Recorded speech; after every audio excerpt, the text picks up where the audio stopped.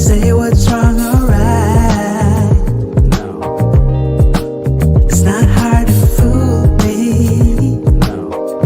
'Cause I'm addicted to the good life. Yes. Yeah.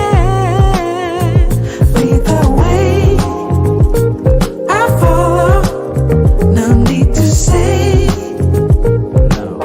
Where we are heading now, babe, I follow. To the edge of it all. To the edge of it all. So tell your good night, 'cause I'll find no better one. Yeah. Susceptible now, before the moment flies. Ooh. So tell your good night, 'cause I'll find a better one. Ooh. Susceptible now, before the moment flies. It's not a problem, no, 'cause I know what I'm getting into. Yes. Yeah. And nothing can stop me. No. 'Cause I'm addicted to what you and I realize. Lead the way, I follow. No need to say.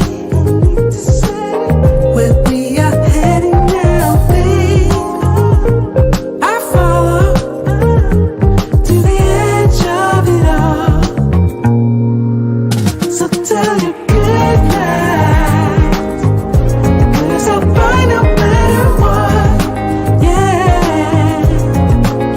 Susceptible now, before the moment flies. Before it flies. So tell your good night, 'cause I'll find a better one. Susceptible now, before the moment flies. Yeah.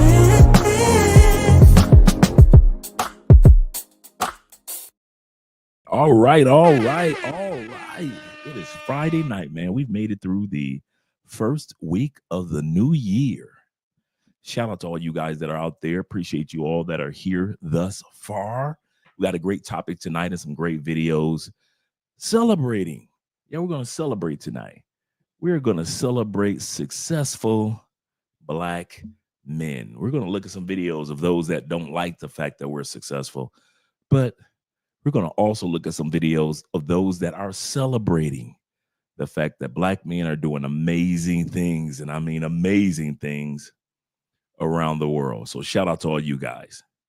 Well, before we get started, we're going to do the shout outs for you guys that are in here right now. Make sure you guys continue to support the channel by way of PayPal and Cash App. And we are also continuing to do our fundraiser. We're going to talk about that in a moment, for the Children's Cancer Foundation down here. So you guys know that the Cash Apps will be going towards the Children's Cancer Foundation. Appreciate you guys. Shout out to my man David right here in the building first. Let's put some music on. Let us get some music on. It is Friday, and we're going to enjoy ourselves. This is a great, great show that we're going to be having today. So let's put on some smooth jazz. Even though that's intro music, we're going to listen to that right now. We'll listen to that for right now. Shout out to my man David Dice in the building, numero uno. You see another great episode, the family of Andre and Andrea. Good night, chat. Good evening to all of us. Remember, on this channel, chat lives matter. Shout out to all you guys. Let's scroll down even further, because we got more than David in here. We got my man GJ in the building. Mr. GJ Dayton himself is in the building. Salute to you, kind sir, as well as my man Jay Fleming. Shout out to all you guys that are members and got your renters. Appreciate you. Shout out to my man Black Scorpion in the building, doing great things. As well as my man Chris Jet 313. You're not a bad the fuck up out my face, goddammit. I'm from Detroit, Michigan. Don't play with Don't me. play with them 313 men. You know how they get, know how they act.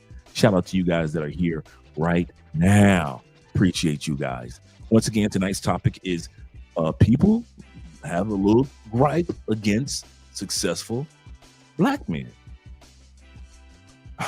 It's not a surprise, but there are people out there that are not happy when it's kind of funny. When we're not successful, people got something to say. When we are successful, people have something to say. No matter what we do as men of color, people are going to have something to say. So we might as well keep on succeeding with these passports and in our other endeavors as well. Right now, we have cologne of the evening, which is Spice Bomb Infrared. Spice Bomb Infrared is the cologne of the night. Really, really good cologne. If you like the Spice Bomb brand, the regular Spice Bomb, the Spice Bomb Extreme, the Infra Green. Yes, they got a green Spice Bomb, and this is the Spice Bomb Infrared. So shout out to that brand because it's really, really a good brand by Victor and Wolf. Or Wolf, Victor and Wolf. Tonight I'm just drinking on some water and some honey. Kind of coat my throat. Shout out to all you guys. Get some water, some honey, and a little bit of lemon. Don't have your boy here drinking alone though. Shout out to my man Black Empowerment 01 in the building. Shout out to you being here as well. I must be doing something right tonight on this Friday evening, man. Appreciate you, man. All those brothers is rocking the gray high sign. Oh yeah. Shout out to all you brothers. We're about to get started in a moment, but once again, I want to share with you guys the Children's Cancer Foundation information. So let's put that up on the screen. And I'll be turning the music down just a little bit. Actually, I'll be changing the music in a moment. But right now, let me turn the music down just a touch. There we go. All right, let's go back to what I was about to present on the screen. Screen share. And the Divine Providence Foundation. And this is the foundation in which we've been given to every year for the last 3 years. This will be our third year donating to the Children's Cancer Foundation here in Cali, Colombia. It's their version of the Ronald McDonald House, which is the Divine Providence Foundation. That's the name of it. And right here, we get a chance to see some of the things that they actually do, some of the programs that they have. Let's take a look. The psychological programs that they have for the parents. I mean, think about if you're a parent and you're dealing with your child that's battling cancer, might not be easy. Might not be easy. So there's other programs out there for the kids to have fun and enjoy themselves when they're not in the hospitals. And they've got animals, therapy animals, therapy pets like we have in the States. And then they have videos. Like I said, I'm going to drop the link to this like I did last time. So they got the testimonial videos of the parents and the children that have been a part of the program throughout the years. Shout out to the little kids that are survivors of cancer. As they said before, over 400,000 children every year are diagnosed with cancer around the world. And they definitely can use our help. So shout out to all you guys that have donated and continue to donate by way of Cash App to the program. And I'm going to take it back to the home page. And this is where we donate every year. We donate through PayPal on the live show. So we always let you guys see it live and you guys get a chance to see the receipt. And then once we receive an official receipt and a thank you letter from them, usually on that following Monday, we share that receipt as well. So we always donate by way of the PayPal. Shout out to this program that's been around for quite a while. So let me share this link with you guys. And then we're going to get started with the video. I'm going to change the music and we're going to get started with the video. See quite a few of you guys are coming in right now. Make sure you click that like button. We like you. Make sure that you like us too. Salute to you also once again, Jay, for being here. And let's get ready to get started. Appreciate you guys for helping out these children with cancer. All right. Let's go to the video. Let's change the music first. And then we're going to go to the video. Let's lay the music down. Let's see what we're going to have here. So I'm going to cut the music down in a second anyway. Let's see what we have. No, not that one there. What about this one?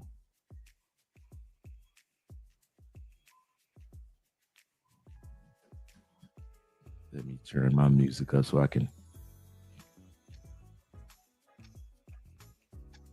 Okay, yeah, that's good. That's good. All right. All right, gentlemen, let's get started with the videos. Yes, we have women out there that want to use you because you're successful. They want to hate on you because you're successful. They don't want to encourage you because you are a successful man of color. Like I said, tonight we're going to look at what people have to say about us men of color that are successful. And then we want to hear about people that are encouraging us men of color that are successful. That's a good one, Tony. He says sisterhood is mad about NFL player proposed to his. Oh yeah, I saw that during the football game. His snow bunny. They don't know that Snow Bunny was with him. Him in school days when he was down and out and sick in the hospital. This is the funny part. A lot of times the sisters are the first ones that get the option to be with some of us guys. Some of you IT guys, those sisters could have got with you before you start making high 5 figures and 6 figures. They could have got with you when you were just studying for your certifications, but many of them didn't. A lot of you guys that were in college playing sports, you remember when you were playing sports in college and how the Snow Bunnies noticed you, but the sisters kind of shunned you because we're in college and we're getting our degrees. You know, I just heard someone say that white girls were taught to find their husband, find their man in college. Sisters were taught to think that they don't need a man because they're in college. I'll say that again. White women and other women have been taught, Latin women have been taught, find you a good man in college. Don't wait. Sisters were taught, girl, you don't need a man because you're in college. And because of that, now they're like 4 years behind the white girl. The white girl's getting married. White girl got the ring. White girl at the Super Bowl party. White girl's at the White House when he wins the NCAA championship, or the when he's going for the Super Bowl and he's won and he's going to meet the president. The white girl is there.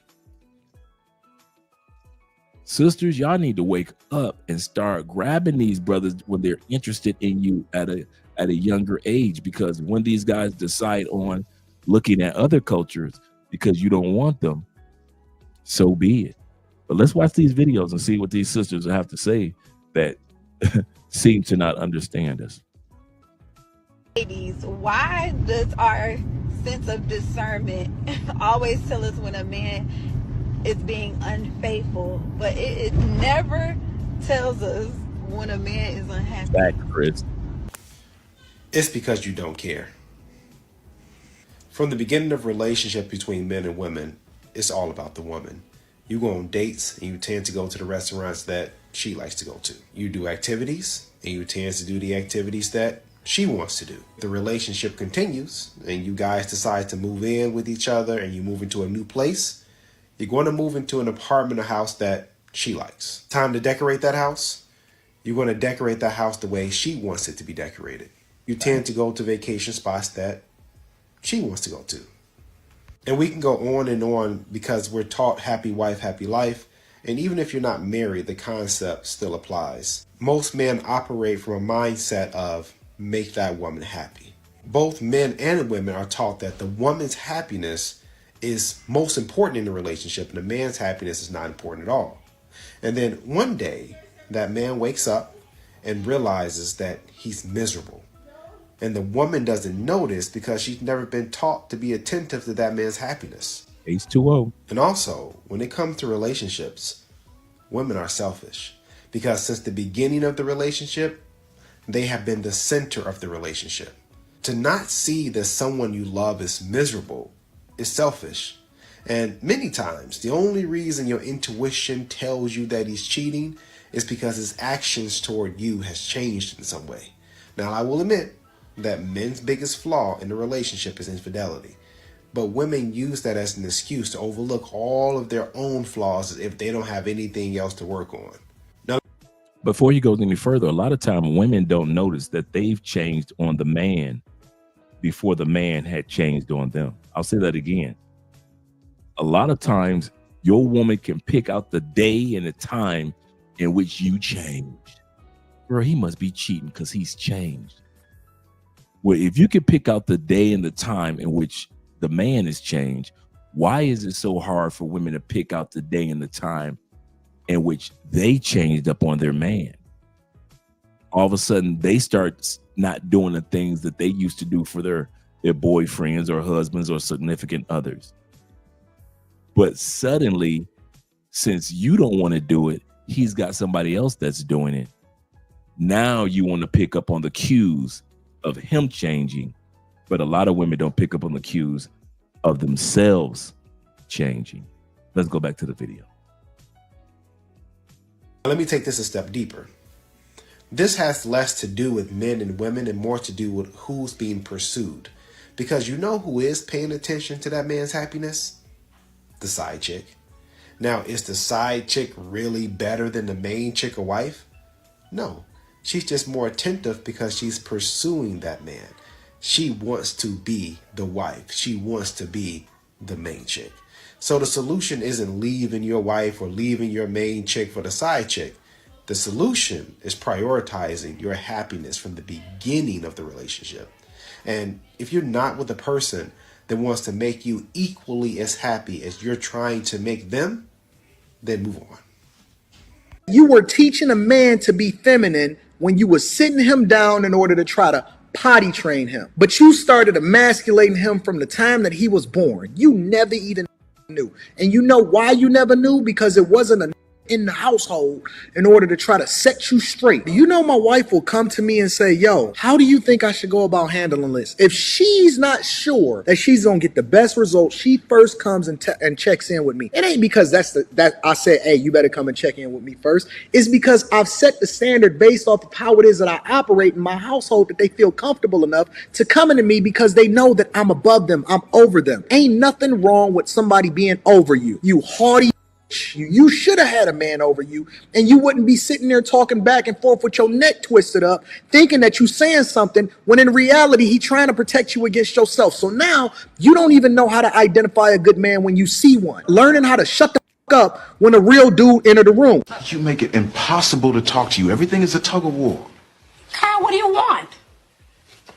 I want a woman who is affectionate. I want a woman who has a picture of me in her apartment. I want a woman who does not send me out on dates with other women. All right.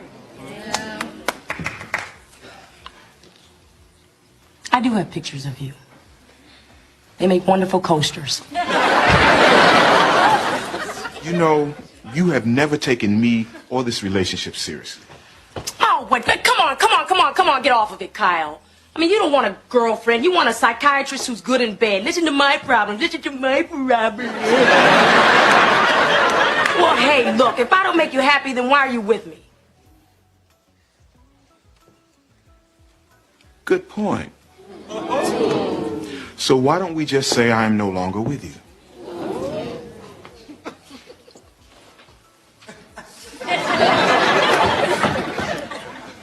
What does that mean?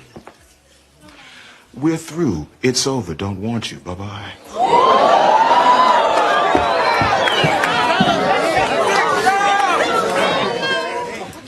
Well, if a man give you his time and his money, because men are very, hoarderish with their resources. So if a man is not giving you them two things right there, he ain't interested. Okay. And so when you sitting there, so now because men, I don't care who the man is and saying, I'm here to save the world, or I want to become president to save the world, or I want to become the best engineer, the best doctors, majority of men doing that to get a woman. And the level that they rise to is determining the level of woman that they're going to get. So when it's sad how they think that we actually go to college, do all that studying. We build businesses, we built kingdoms, empires, we've fought in wars, we've saved cities, we've put our lives on the line during fires to save the elderly and children. When it comes to feeding, men eat last, old people and kids and women eat first. Nobody cares about us psychologically. Nobody cares about us in our emotional stamina. Nobody cares. Nobody even asks anymore. And yet this woman has the audacity to say, we've gone through all that through 6 million years of human history just so we can get some coochie. We've built Egyptian empires and empire state buildings just so we can get some coochie. You work so hard to get your first Corvette just so you can get some coochie. As if you weren't able to get these women easily when you were broke and in the hood. When you were smashing her in your little sister's bed, or you're in the basement smashing her back in the day when you were kids, all the way through your college years when she was getting smashed in the dorms, all the years when she was one of your coworkers and you would smash her during lunch break in the parking lot. They actually believe in their heads that we do all that we accomplish for some coochie. Not for ourselves, not for our legacies, not for our children. They actually believe that men work hard to be successful, especially men of color,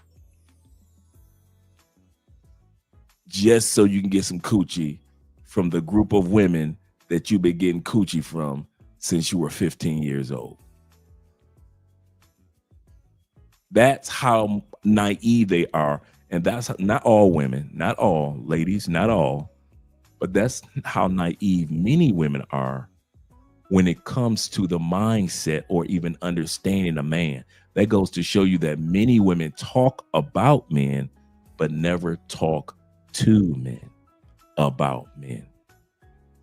And you sit there and look at these resources, they're like, well, let me trick this off because that's what I'm getting it for, to get the type of woman I want to get, right? And so, so when you're sitting there and you don't have a man who's spending money on you, because I need to know you can be of service to me. But if off the bat, you like, well, goddamn, I can't get a cup of tea. Well, damn, I can't get a flower. Well, damn, he don't want to pay for dinner. I can't get a woman with her own hair. It looked like I need a landscape artist, not a beautician, to do her head. Are you kidding me? And you think we're busting our tails so we can give our attention and our money to a woman that's looking like that? Cologne of the night, once again, gentlemen, is Spice Bomb Infrared.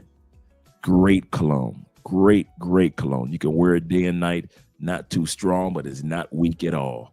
Just right. You can wear it any time of the year and women love it. Really good cologne. Let's get back to I don't know, she got the Captain Caveman hairstyle. Already knowing you're not even willing to share resources. So when a woman tells me, oh girl, my man got money, is he spending any on you? Then I don't care that he got money. Because if he's not giving me any of that or any time, because when they say, well, I was just busy today, so I couldn't hit you. How quick was that when I said, hey, how you doing? Oh, good morning today, baby. I'm gonna try to hit you later, but I'm busy. Right. But at least you know that person thought about you. Exactly. You know what I mean? Because I know plenty of women that make more than their man do. Okay, plenty. Guess what? You cannot protect what you cannot control.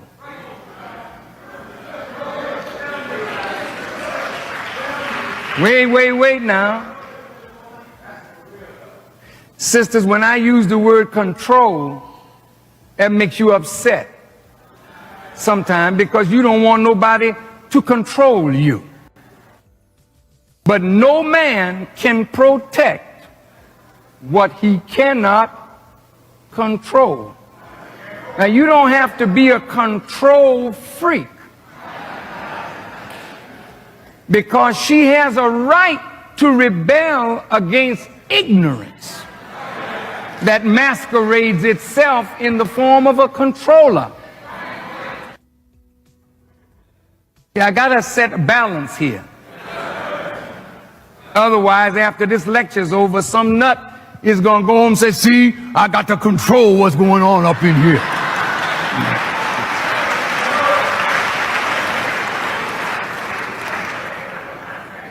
But I say this, a woman will submit to you if you demonstrate the wisdom that allows them to see it, and they submit to it, then the wisdom is the controlling influence, not you personally. Listen, please, you know. See, truth is above everybody. So you can't say, I'm the boss. I am the boss in this house. Well, wait now. You're supposed to be, but on what basis? It's not your ability to knock your wife around. It must be on the basis of the wisdom that you have for the situations that arise in the relationship. Don't let that slide by.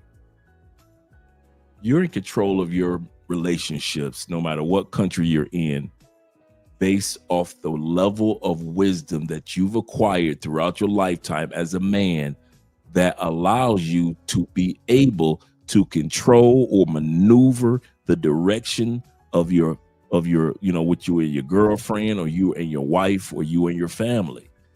It's because of your wisdom, not because I was born a male with XY chromosomes.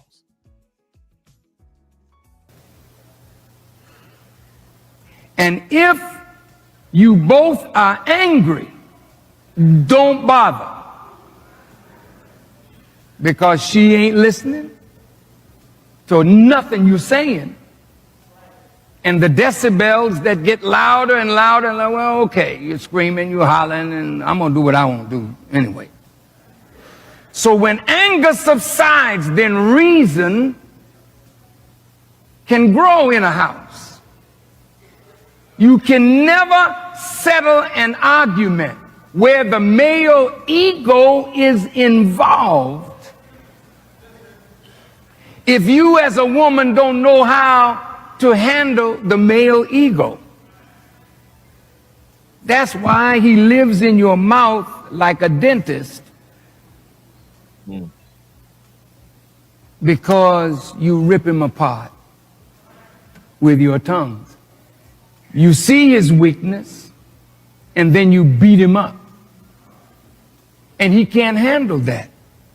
You're driving him out of your house into the arms of a strange woman who he don't have to live with. He just have fun with and leave. And usually that's what he wants, fun and leave. Not responsibility. Boy, this is a tough lecture. Yeah, tough one. Yeah. I think it depends.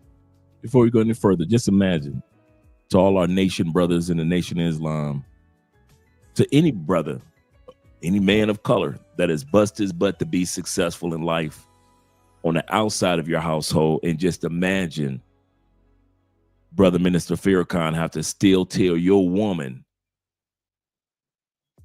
to not use her tongue against you.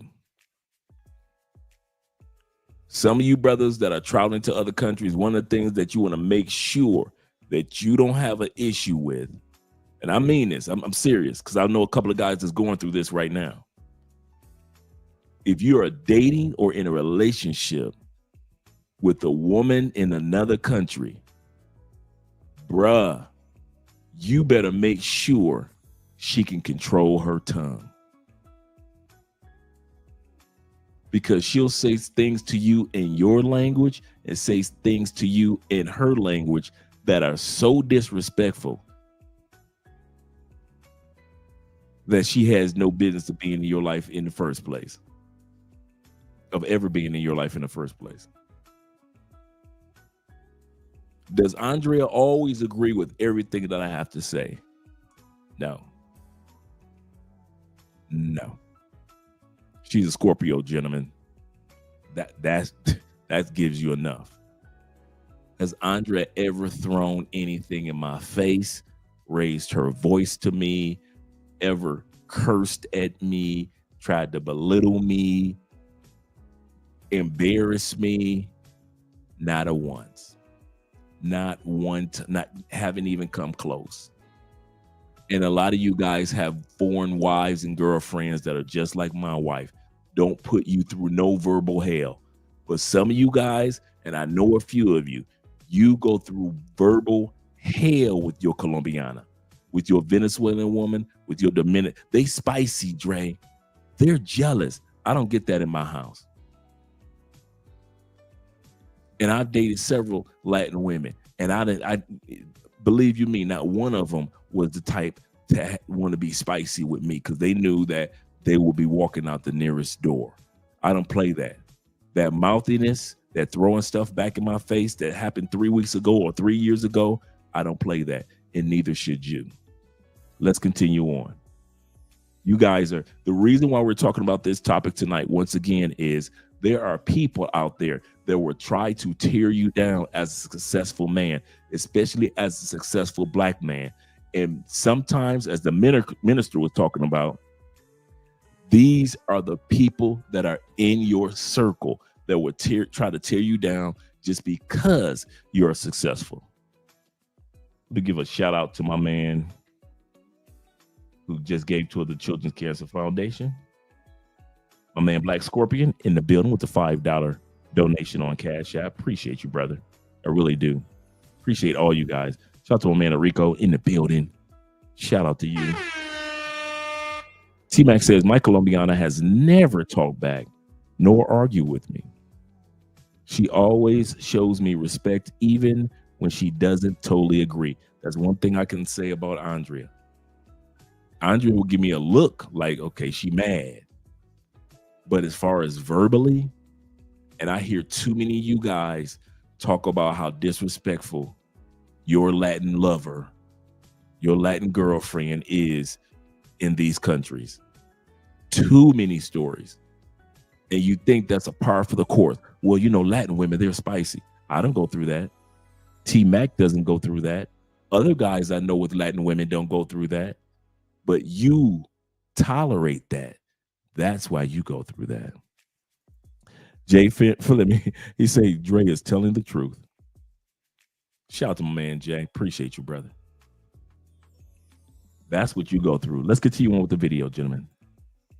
Depends on the type of man you want, though. Because if you want a traditional type of dude, he's gonna want you to be a traditional type of woman. Exactly. You know, but if you cool with like a 50-50 type of dude, then yeah, you get a little bit more leeway. But the difference is, I think the problem, women want both. They want to be traditional when it comes to the money stuff. Look at that face. That face says it all. When he said, hey, if you want a 50-50 dude, you can have all the liberties and freedoms to run off the mouth as you want to. But if you want a traditional man to provide, protect, problem solve, and be the penis, then what you're going to have to do is be traditional yourself. And then here comes the face. She looking like, I am not trying to hear none of that. but liberal when it comes to like gender roles and expectations. So what I need you guys to understand something. Put down the manosphere talking points and the red pill Bibles and painting all women, all ADOS black women as your enemy. And look, man, black men were not really raised to take power. Black women were not raised to be partners to black men. That's how both of these groups were raised. Now, black men, I'm talking about a small segment of guys over here, guys who know they are going to be in the top 10%. Ladies, what are you going to do to become partners to these guys? Because it's not for them to make excuses or be understanding for you. See, that's what I think a lot of sisters actually want to hear. They want brothers to be like, well, sisters weren't raised to be that way. I get it. As a woman, if a man is telling you, hey, I'm going to pay for everything and you don't have to pay for anything, clean the house and cook for me when I get home, it sounds terrific, right? Paying the bills, even giving you money. But what happens if one day he comes home and tells you to pack your shit and get the fuck out his house because a new bitch is moving in? How many brothers do you know have done that? You, all of us in this group, there's 66 of us on this live stream tonight. How many of us know dudes that just walked in the house from out of nowhere and just told her to pack her bags, take these kids, and did it for no reason? I mean, I've had plenty of friends from high school to college to the feds to working. I never heard of a story. I'm serious. Thank you, Jay. I appreciate that. I have never heard the story of a dude that just walked in his house from work for no apparent reason, told his woman, pack your stuff and get out. Now, we've seen it plenty of times, women doing that. Man come home from work and the locks have been changed. And he's in awe of what the hell going on. But she, like I always say, and I don't like when we do this as men. I'm going to say this again. This is something I want you guys to notice I'm about to say. This is why, and shout out to all you other guys that put the zeros out there too. Yeah, zero. I don't know any time a man walked in his house for no reason at all and told a woman just get out, especially if she's doing everything traditionally that she should be doing. No man thinks like that, black or white. So for her to come up with that scenario, she's doing something that women often do. They swing the pendulum all the way to the other side. Like on this side of the pendulum is everything is nice, the marriage is getting along great, or the relationship is getting along great. Then they take that same pendulum and they swing it all the way over here. What if he comes into the house and he just tells you to get the heck out? And none of us men on this chat have heard the story of any dude doing that for no reason. But when you're a successful man, they will even invent reasons to not like you. Well, he's paying all the bills, check. He's a traditional man, check. No signs of cheating on both parts, check. You're doing everything that you're supposed to do at home as a woman, check. But what if he comes home and tells you to pack your things again? That's like 1 in every 30 million.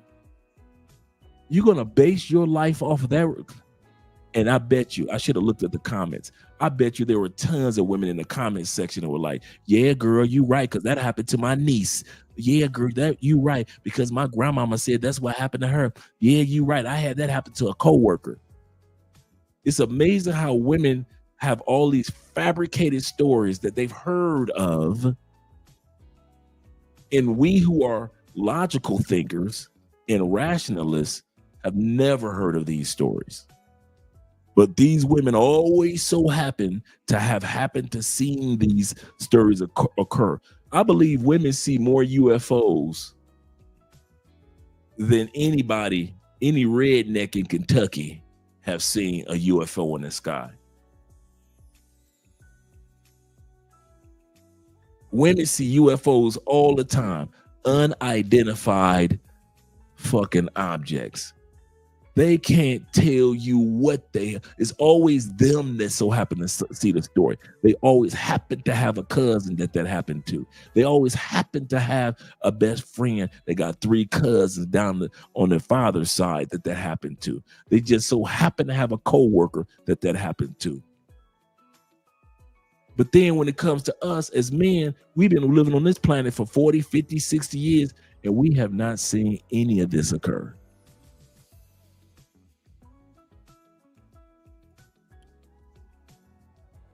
My brother says this. He said it's not in any man's interest to do so if he's married. Absolutely correct, because he knows he's going to lose everything.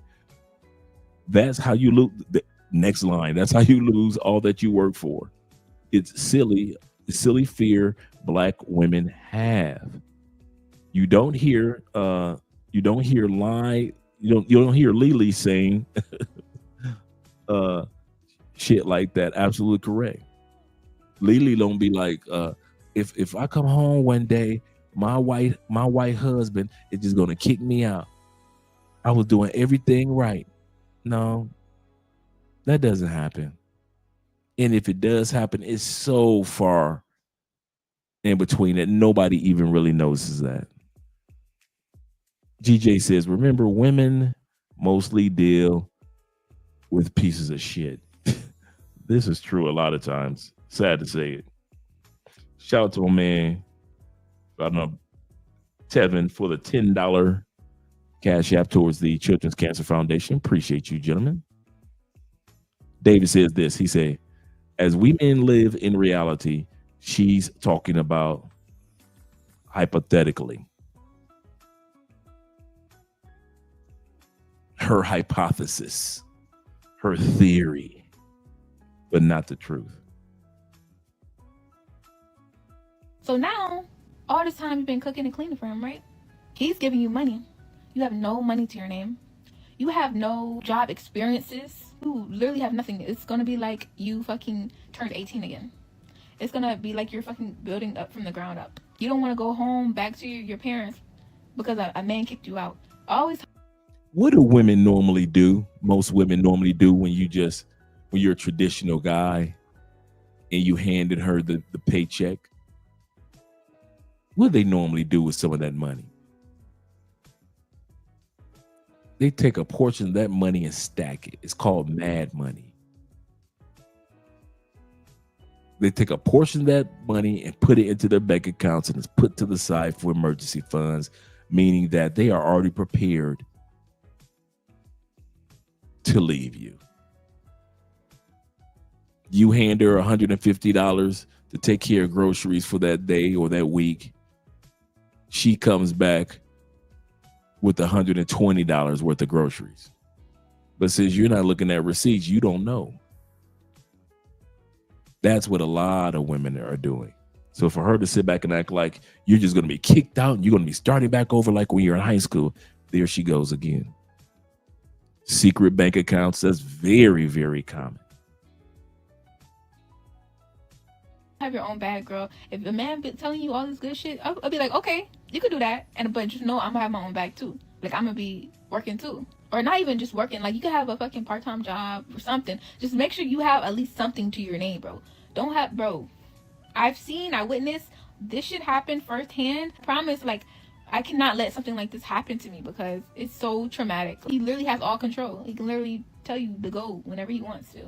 When a man is paying all the bills, he has full control over that household. What the house is in his name. It's not in your name. It's in his name. Now it's different if y'all are married, okay? Because then if shit like that happens, that's where divorce settlements are for. Like, unless he makes you sign a prenup, then this goes for your ass too. Especially girlfriends. And you're like, oh, he would never do no shit like that to me. Girl, never say fucking never. I never say never, because I have been humbled too many fucking times when I have said never, so I stopped saying never. There we go. She's dealing with life her will trauma. humble you every single time. Please always have your own back, girl. Doesn't matter if you don't think he will ever do some shit like that to you. Men are unpredictable as fuck, so you really just no telling. Well, that weave is itching. So have your own back. I couldn't even love somebody that couldn't do nothing for me. I'd be disgusted every time I go home and look at them. You broke. Now, ladies, okay, this is also a message that I agree with. Now, I've said it before in some of my live shows, okay? I've said I cannot, okay, be sucking eggplant on an empty stomach. And I firmly believe that a man that watches you struggle does not really love you, doesn't really care about you. Now we see a whole bunch of dudes who run around here, okay, and say, well, we don't do for women that we don't really care about. We don't look out for women we don't really care about. We don't take care of women that we don't really care about, right? Because if a man really loves something, he takes care of it. If a man really values something, he does what he needs to do to keep it, okay? So if a man will sit and watch you struggle, he don't really give a fuck about you. It's a fact. Black women have been conditioned to kind of roll with the punches, to accept people and they struggle and to understand and be empathetic and all this, that, and the third, right? But the truth about it is this. You got all of these dudes who run around here and talk about how masculine Black women are, okay? And one reason that I believe that they are seeing these adverse effects that they don't really like is because due to their lacking, okay, Black women have had to adapt and therefore do a lot in regards to looking out for our damn selves. Why do women always try to sell it as if they were with us for the struggle, or we tricked them at our lowest to be with them? I'm gonna tell you something. Let's talk for a second. Me and my Uncle Jeffrey talked about this one day. When I'm broke, I really ain't trying to be bothered with nobody anyway. I'm trying to get my money back on track. These women pick dudes that's broke and ain't trying to get back on track. Any real man that's about his business, he's so busy being about his business, he ain't got no time to be trying to date you. I'm sorry, boo. The dudes that these ladies date are the dudes that I'm gonna be broke tomorrow and I'm gonna be broke next year. You gonna give me that coochie or what? And they come out the coochie and they get mad because the dude doesn't level up. Well, baby, his plan was not scheduled to level up at all. His plan was to play PlayStation and Xboxes, eat your kids' Lunchables, enjoy the Capri Suns in the cabinet, and smash you. Dudes that really about their business ain't got time for y'all. They really don't. When I'm on zero, I really have no time like that. Really don't. When I'm in the middle, even if I got it, if I'm in the middle of creating something, Andre will tell you, I'll get up at 6 o'clock in the morning and I'll be in this chair for maybe 15 hours, take care of business. So when these sisters be talking about, yeah, girl, get you a man that's leveled up because we were around with them for the struggle. No, you were around strugglers and struggle dudes that wasn't going to change anyway. And you had a baby by a struggle dude. But us real dudes, we really ain't got no time like that. Most dudes I know that's grinders, that's really trying to get their money right, that's really trying to get their education or go to the next level of life, they'll smash a chick, but they really ain't trying to boo nobody up because they like, man, I'm too busy trying to get myself on track, get my health back on track, get my mind back on track from the last relationship I was in. I ain't got no time to be booing nobody up.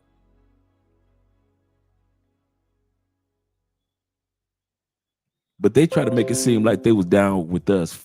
They was down for the struggle. Right, cooking spaghetti and meatballs and Brussels sprouts. Shout out to my man Kenny in the building. Jermon says, he said, once again, the common denominator is her. Mahogany hair hat hooligans from the West. Yeah, I don't. That's part I don't really get. Shout out to my man Jeffrey in the building as well. He said, provider men do not do partnerships. Is a part. Provider men don't do partnerships is the part that they say, especially in lesser female, meaning females that offer nothing, nada.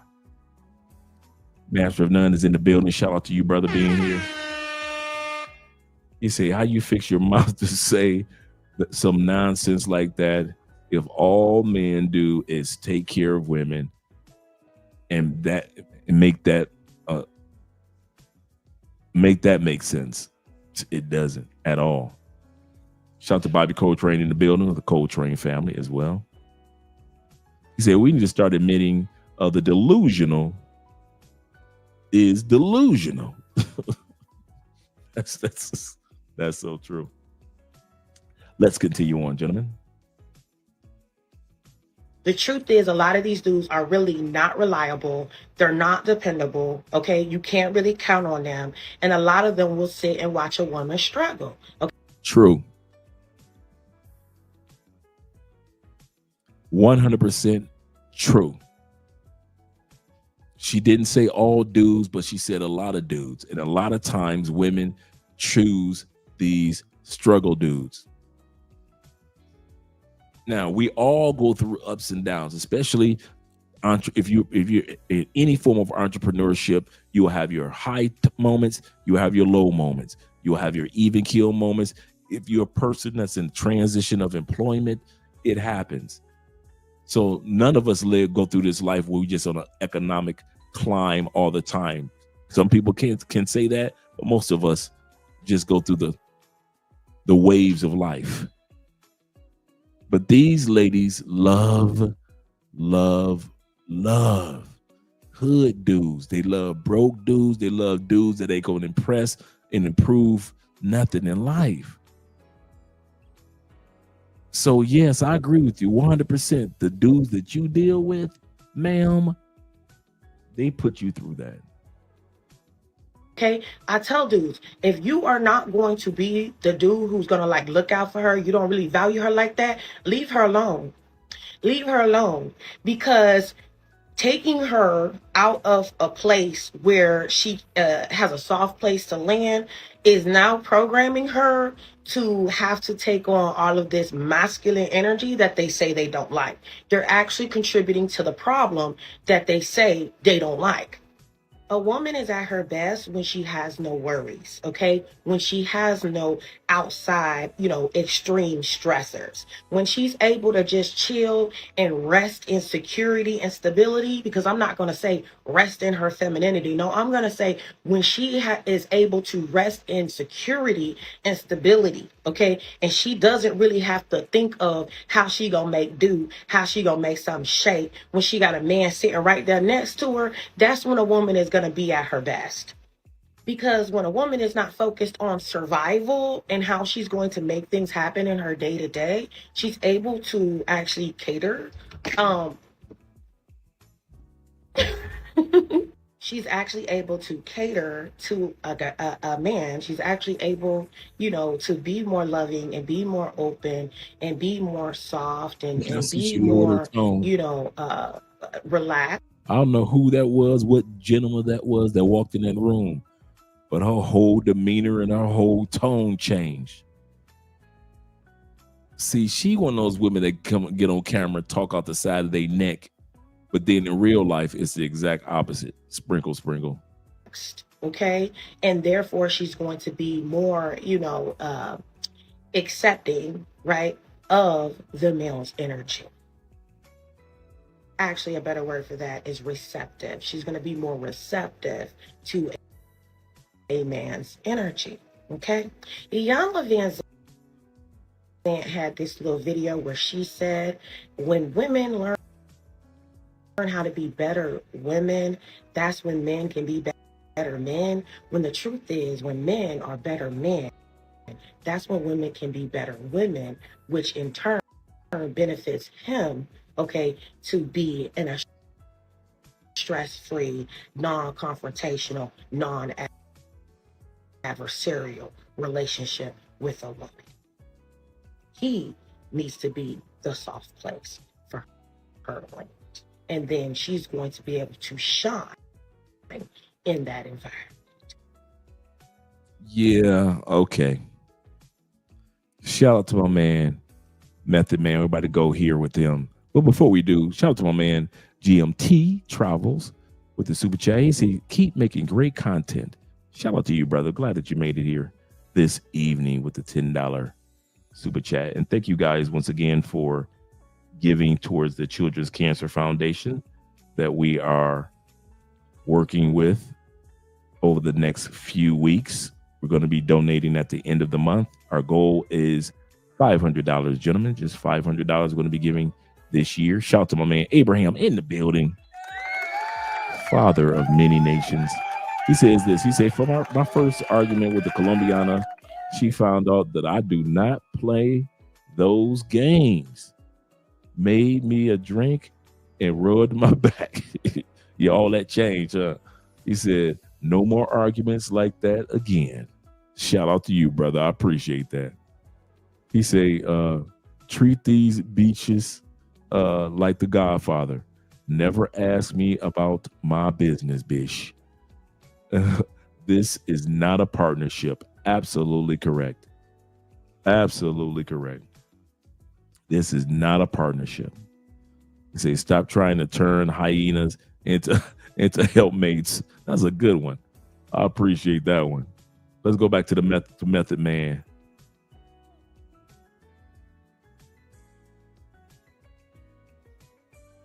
It's hard.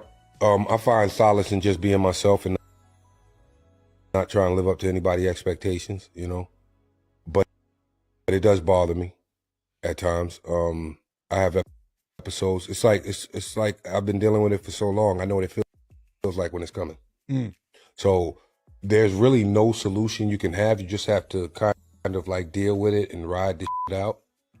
I say look for love, not from other people, but within yourself. And that kind of helps. But it's all about taking care of your temple. And if you're taking care of your temple, not only are you doing something, you know, for yourself, but you're also taking the time out to consider your health. Taking the time out to consider being there for your people as long as you can possibly be. That kind of thing, you know. And this is Method Man. It says Method Man opens up about going through depression. You know, a lot of times we men who are successful, a lot of times women don't realize that it took a lot of mental fortitude to get to where we are or even where we're headed to in the future. And they don't realize that it's not easy for us mentally to accomplish a lot of stuff that we've accomplished.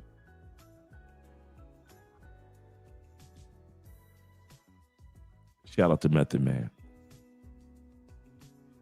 So that's what it was for me. And as far as the mental part of it, to cope, you do the physical. To cope with the mental part, you do the physical. It doesn't always work, but hey, I like if someone's out there right now listening and you're going through depression and all that shit, all I could tell you is I hope your today is better than your yesterday and your tomorrow even better. You know what I'm saying? You know I do this, son. Give me a second, guys. I'm going to remove this video and then I'm going to put it back up. I'm going to remove it from the studio and then I'm going to bring it back into the studio.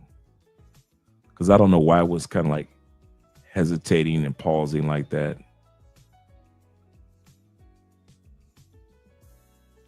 So let's go back to the video. Thank you guys for being here, by the way. Most of the guys I came up with are either dead or not what I was going to add, but most of the guys I came up with are either dead or in jail. I live in the penthouse of my building. See, these videos here are celebrating black men. So let's take a look at those videos. We'll take you at face value, Simon. Me, will have to transform to meet everyone's expectations constantly. Truth isn't one thing because I'm not one thing. You understand? I take all my experiences and use them to cater to all different kinds of people under one roof. Whether it's the black professional athlete ordering his next bottle of Ciroc, or whether it's the Wall Street motherfucker getting blackout drunk on the company's time. I understand him. I get him. And because I get him, I get him. And it fucks me up, man, because it's hard to find love when you're out here black and successful and, you know, rich and, you know, popular, famous. Really? It's tough, huh? Yeah, it's tough for a brother, man. It might be easy for y'all, yeah.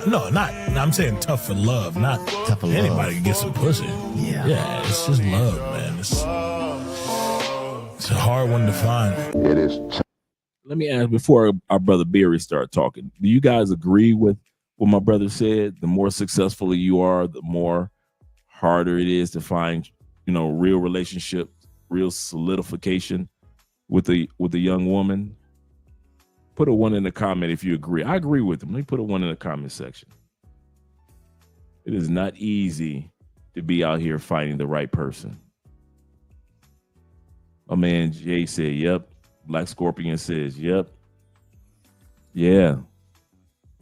It's not that easy. It's like the more you would think, like the more access that you have to women, that you would have more access to good women. No, you just have access to women. And a lot of times men who aren't as successful as a lot of you guys, they don't realize that until they get successful. They think that, oh man, you got all these women, it should be at least 1 or 2 of them that's good. Bruh, it would amaze you how many women that you could smash, but none that you want to take home to mama. Let's hear what Barry White has to say. Shout out to all you guys. My man Brown Hornet in the building as well. Tough to be a black man when a man's pride is taking care of his family, providing food for the table, providing a great environment, a nice place to live, and suddenly someone says, you can't do that anymore. That's heartbreaking. It's very tough for a black man to become successful in a country that didn't give him the proper tools of education to deal with once he left that school place. It is very tough. Where we're headed, only God knows where we're headed. I don't have a crystal ball, Jay. I can tell you this. I hope that black men all over America realizes that the game outside is tough. It is very, very cold. It is very hard, but that game is not impossible. To win, you must get committed. It's tough to say that to a person that don't know how to weld or to build or to do carpentry. Just the average person who dropped out of school and now discovers at 28, 29, I messed up. It's never too late to learn.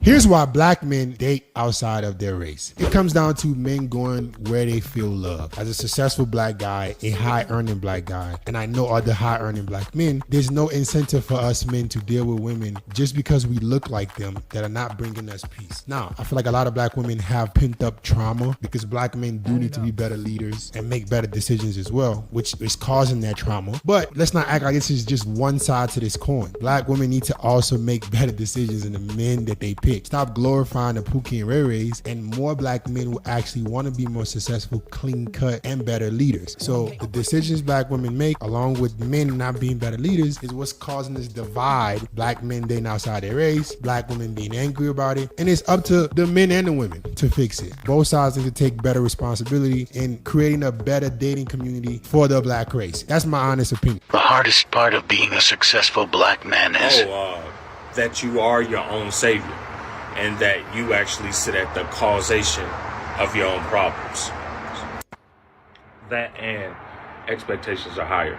So a lot of the times men, especially maybe in your stage, you know, where you're still moving and shaking, they won't have, you know, a woman. Yeah. Unless they already have like a wife or something that's already been there. And I'm happy you said want, but it's a need for entrepreneurs to go out here and get a bag. It's a need to pay that rent or that mortgage. It's a need to, you know what I'm saying? Unknown facts about high-earning men. And I say it on my page all the time. Rich men are rare, high value men are rare, successful men are rare, men with a bunch of options and a bunch of women are rare. Like, those dudes are rare. They're not everyday men. Men who make six figures is such a small percentage of men. It's insane. Like, it's insane. And like, when I tell people to go to the SSA.gov website and look this up themselves, people get triggered, but it's the truth. Like, especially black men. This is why when black men say, oh, we're this, that, and that, I'm just like, that black men who make over six figures are 2% of the black male population. Like, the average black male makes $47,900 per the SSA.gov website, and the average white man makes $56,000 a year. Man, Jay Anderson. That's the average. That's most of them. Shout out to That's Mama like and Jerry. 80 to 90% of men. Like, when you go on the SSA.gov website and it breaks it down, when you get into like the six-figure mark, it goes into like the single digits almost. It's crazy how so many men don't make a lot of money. Like, this is why when people say, oh, I want my husband to be rich, that's cool, but you're going to have to fight for that spot, sis. You're going to have to fight for that spot. You're going to have to compete with so many different women. It's just what it is. Like, when men say they want to become this high-value man and women hit the wall and all this stuff, you have to compete for those women. And women have to compete for those men because they're such a small percentage. They're above average. They're not walking around. Some win it by luck, some don't. But it's just like, I'm not going to lie to you and say they're everywhere. They aren't. Before she goes any further, for most successful men, I noticed this, and correct me if I'm wrong. Women have yet to realize you don't have to compete with a lot of women, with most successful men. I'll say that again. Some of you dudes that are retired and laid back, yeah, you got all your little pay for play and all that. Now, you got a bunch of ladies. We're not talking about you. You guys are just retired. You put in the hard work. I'm talking about dudes that are still putting in the 50 hours, the 45 hours, the 60-hour weeks.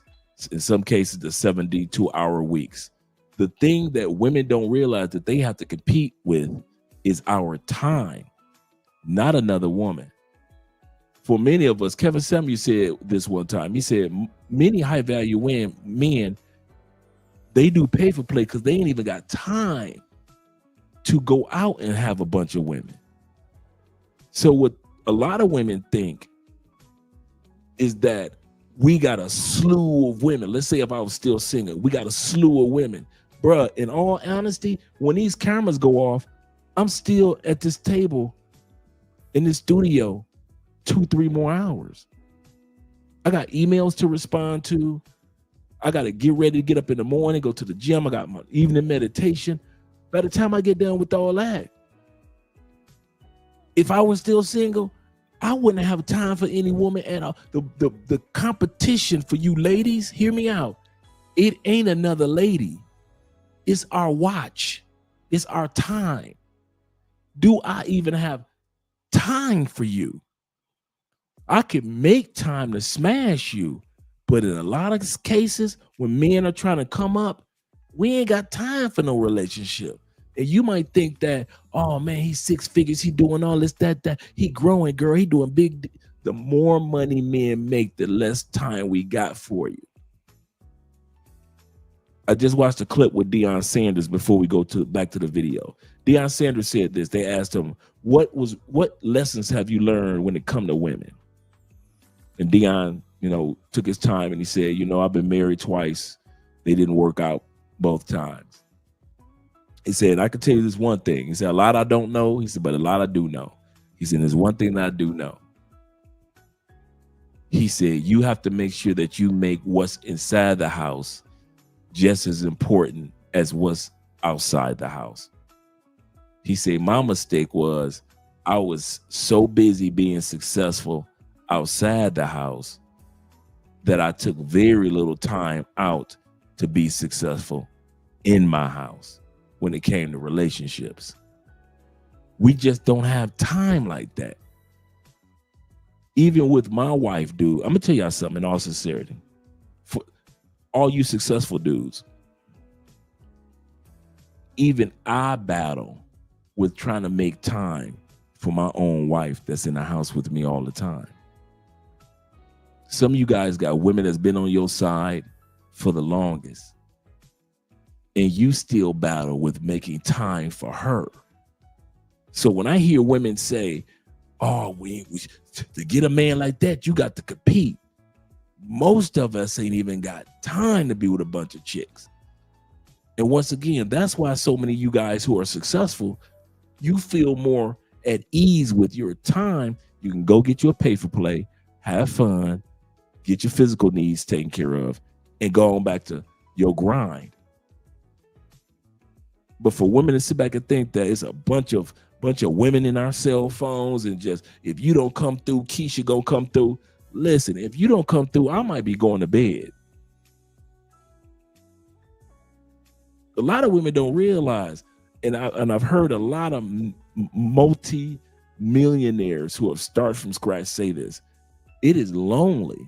Jeff Bezos was in that garage for years selling books on Amazon.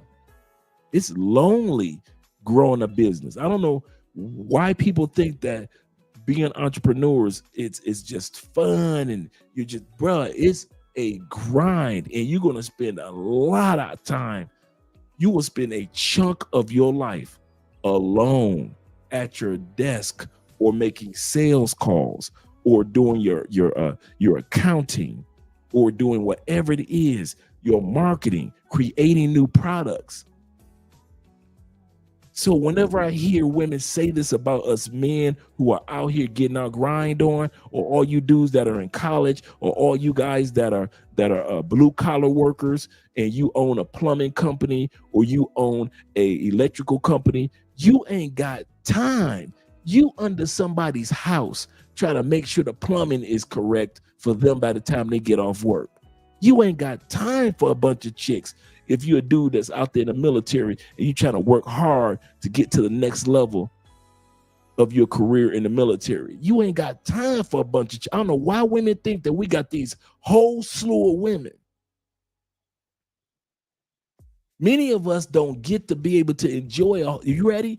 A lot of us young guys, a lot of us grinding dudes don't get a chance to really enjoy a whole bunch of women until we get older and move to Cartagena or something. We don't have real grinders. We ain't got time for a bunch of bitches. We really don't. And women think that six-figure dudes, it just magically happened. No, baby. I didn't have time. I had to use the time that I have to get to six figures. So I'm not going to just give it away to all you random women just because I got to six figures. Now I got to bust my butt to find out how do I get to seven, and then get involved in that. Man, please.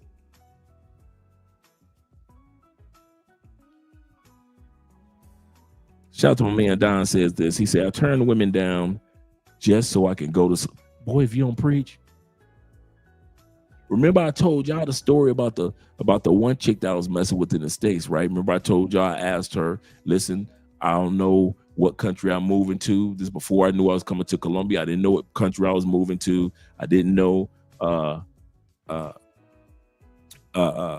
when I was going to move to another country. And I told it, I wasn't even on monk mode yet. And I told the female, listen, you can come over to my house twice a week.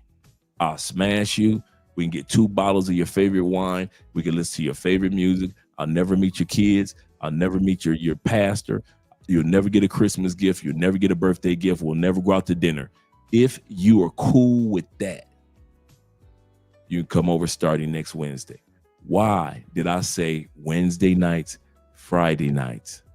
Because any other time, I did not have time. I don't know why we want to sell this image that you could be successful and have a bunch of bitches. You can't. I know very few dudes that are able to be as successful as they want to be and still have a whole phone with 3,000 chicks. Man, no.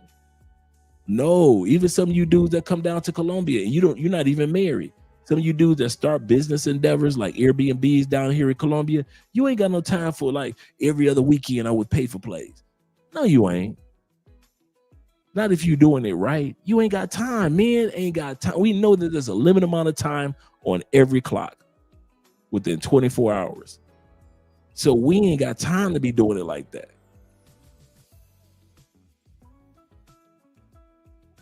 He said, I don't have a gang. Yeah, for real. For real. We just don't have time like that. My time has been dedicated to the success of Andrea, and our offspring and our offspring's offspring. The Bible says you leave an inheritance for your children's children. For some of you guys, it may be like, listen, I'm grinding so I can eventually get out the States. Some of you guys are going to work full time and then you're taking Theo Walsh classes. And it's a grind. And you're going to the gym like my man Jay Fleming. You ain't got no time for a bunch of chicks. So when men and women try to sell the fact that, man, listen, shout out to my man Kid. Kid said, I call it the Fortress of Solitude phase. Absolutely correct. Absolutely correct. And that's why we men, when we get to the level of success that we're happy with at that particular moment in time, that's where we kind of funny style, because we know how much time we put in to get to the six figure. And for any woman to just think because you pretty, you could just walk into my life. No, babe. Listen here. I'll treat you like a pay for play, let you in for a few days or a few weeks and kick you out. Six figures mean that you put in the time to get it. You put in the time to get to six figures. I'm telling you, it is not easy.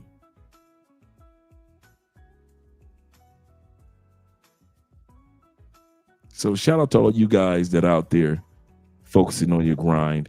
And what this woman was talking about, we're just going to ignore what she was talking about. It's competition out there, girl. You better look out. IB says this. He said, I'm having this problem right now with my girl because I don't have much time. Bruh, if you don't preach, do you know how many brothers came up to me at the conclave, at the Black Manosphere Conclave, which will be in Miami this year? We're going to start doing the advertisements this next week, for the tickets for the conclave. Do you know how many brothers were coming up to me at the conclave, telling me their story after they just graduated after Theo Walsh's class? You know what the number one complaint was? You would think that, man, his brother, I put all this time with Theo and I didn't get a job. Nope. Well, I got a job, but they weren't paying much. Nope. Number one problem that these men who took Theo Walsh's cloud engineering courses and got great jobs afterwards were their women who didn't understand all the time that they put in studying and all the time that they put in finally finding employment and getting all their certifications. I've heard at least 4 or 5 stories of every dude's telling the same story. The woman didn't understand the time that they put in. And then this was the number 2 part that the guys would come to me for in regards to advice. I got the new job, but now my woman doesn't think she's worthy of it. In other words, she thinks since I'm a 6-figure man now, she thinks I'm going to leave her because she was with me when I was just in my mid 5 figures, when I was just making $45,000 a year as a carpenter. Now I just got one brother said, I just got a job offer for $165,000 and my woman is worried. We started separating a little bit because I didn't have time to spend with her. And now that I've got a position, she really feels obsolete. What should I do, Dre? I kept hearing those stories over and over again. It is not easy to get to 6 figures. And when you get there, even women are intimidated when you get there. So yeah, man, we'll finish listening to what this sister have to say, but I'm telling you, it is not easy to accomplish that. They aren't. Hey, Black man, hey. So, listen, I was sitting here and I was thinking, because I'm very confused of why people are confused when I say that black men are gods. Black men are gods, right? Because it doesn't make sense to me. Because black men are the most feared men on this planet. Black men are the most feared men on this planet. So please explain to me, because according to the Bible, the only person you are supposed to fear is God himself. So please explain to me why you fear a black man if a black man is not a god. Please explain to me why it is your main goal, your purpose, to eradicate where he came from, his history, his people. Please explain to me why that is a main goal if this man is not a god. Black man, I always sit here and I tell you, remember your power. Remember your power. Step into your power. But sometimes I understand, not sometimes, I understand in a whole that it's impossible for you to remember your power because they casted spells upon you because you are that powerful. You are that feared. That is why you are number one target for everyone. So, I'm very confused of why you guys are confused when I sit here and I say that black men are godly. A black man is a god. Baby, do me this one favor. Know your power, step into your power. You are God, don't let these people fool you. Don't let these people think that you are less than. Black man, you are so powerful. So powerful they had to cast spells so you could not remember your power. Black man, step into your power. And I just want to say that I always will love you. And I promise you there's nothing this world can do to turn me against you. You have a great day. Okay, so this woman says, I think successful black men date outside of their race because other races allow their man to take care of them. And black women be on some I don't need a man for nothing-ish. Men like to feel needed. Black women will always remind you that you are not. So, first and foremost, what I want to say about this exact post is it's really not necessarily a race thing. Because when we look all over social media, some of the women on TikTok that have the highest amount of followers are white women telling white men that they don't need them either. Okay, that they ain't this, they ain't that, who do they think they are? So it's definitely not a race thing. It's just a mindset thing. There are some women who just want, they feel like their lifelong duty is to tell men that they don't need them.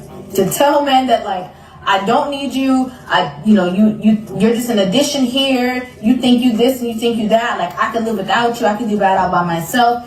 It used to just be culturally. I think it used to be that kind of thing. But as feminism has exponentially grown and made it to even the youngest of younger generations, you can watch cartoons now, and they are pushing that narrative of feminism and women can do everything and this and that. You don't need a man.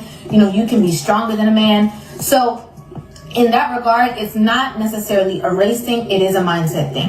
You lot said that you don't think black women respect black men. No. I don't think that's true. You said no. Why not? Why don't you think black women respect black men? I believe that many black men who have any kind of considerable status, firstly, they usually look like they're the ones to firstly jump ship.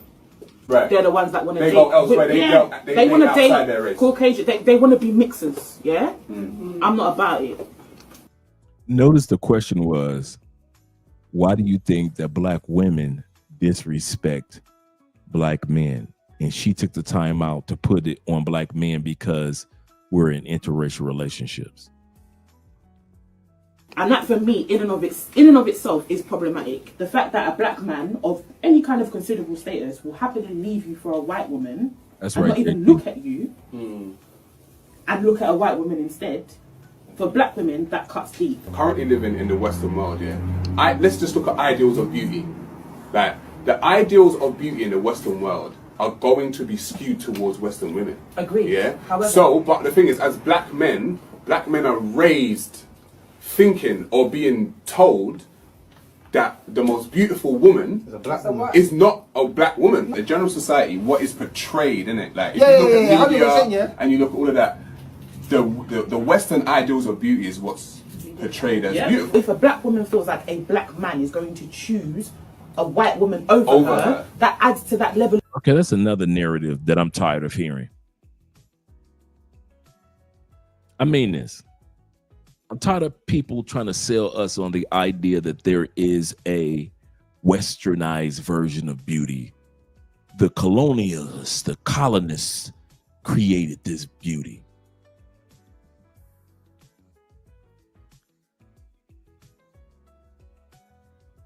The colonists. If you look at any of the cave paintings of the Egyptians, the Egyptian queen's tombs, Mesopotamia, all the old kingdoms and countries that existed years ago, where do you find a person that's 70% obese? On any of the paintings, it was enough paint around. If it was a big chick, they had enough paint around to paint a big chick. Where was the photo? I mean, where was the carving of an Egyptian princess or the hieroglyphics of an Egyptian queen? And she was obese. I'm tired of y'all trying to sell that narrative, brothers. Umars, that curvaceous, slender, healthy, beautiful, gorgeous women with the right facial features and balanced structure of their face is a white man's version.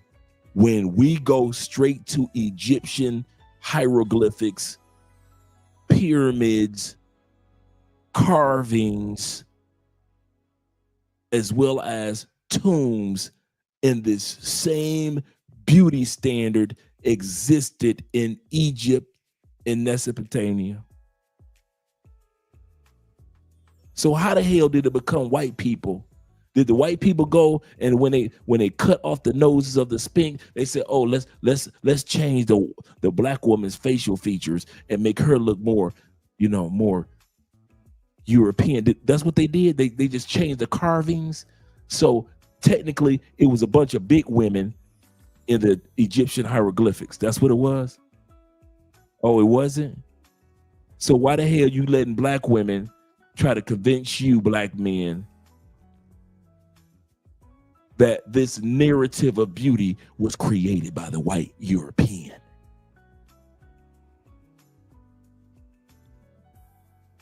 If I'm lying, all the queen's images that we've seen, was there any big chicks?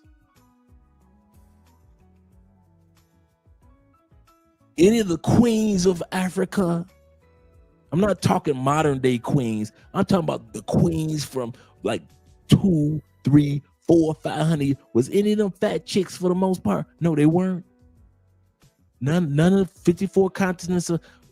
Okay, so it wasn't no fat Ethiopian women, huh?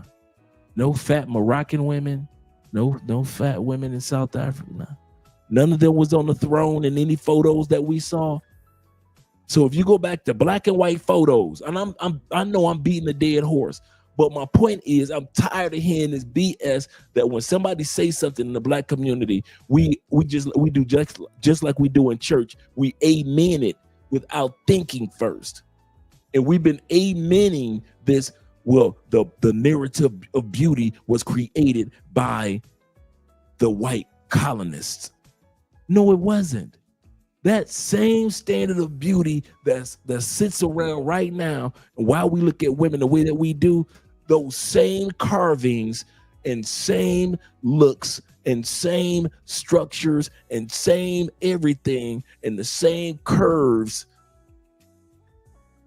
are all over Egypt, all over Africa. Now, are there parts of Africa where an obese woman is accepted? Yeah, parts of Africa. Remember, there's 54 countries there. But when overweight European women of African descent and overweight American women and Canadian women complain because your fat tail didn't go to the gym and say, well, no, this is the original look. Prove it. I want one, and hear me out, fat girls. I want one of y'all fat chicks. I don't care if you kin to me or one of my co-workers from the past. I don't care if it's your cousin or my cousin. I need one fat chick to show me some photos of big chicks ruling in the 1700s in Africa, parts of Asia in 1012. I need photos, not photos, but at least carvings of big chicks during the Persian Empire that was part of the ruling. If big chicks was never really the style, and we don't see no hieroglyphics of big chicks at all, stop saying that the beauty standards of today were created by white people. That is not true. The beauty standards of today are, for the most part, have been the eye standard, or the standard that men, no matter what race, color, or creed, have had throughout human history. Nobody wanted a big niche. Can we at least agree on that? White boys weren't looking for no fat chicks, and brothers weren't looking for no fat chicks.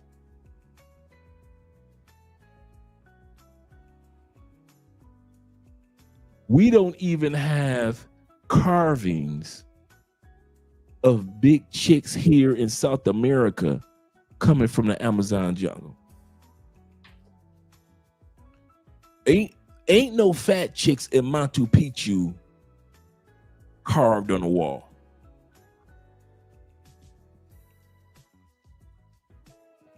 I'm tired of hearing brothers sell that narrative and women created it and brothers co-signed it. Yeah, that's right. The European standard of beauty. Okay, so you might as well just get rid of all those hieroglyphics that's in Egypt of all those slender black women, all those carvings and statues that they're finding of black women and rulers in Egypt. You might as well toss all that out, because ain't none of them fat.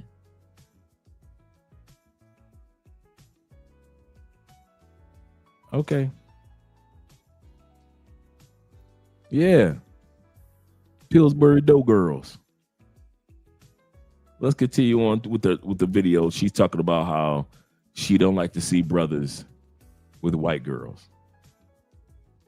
I'm not saying that I feel like that, but what I'm saying is that that's the way it's perceived. That's the way that it's felt by a lot of black women.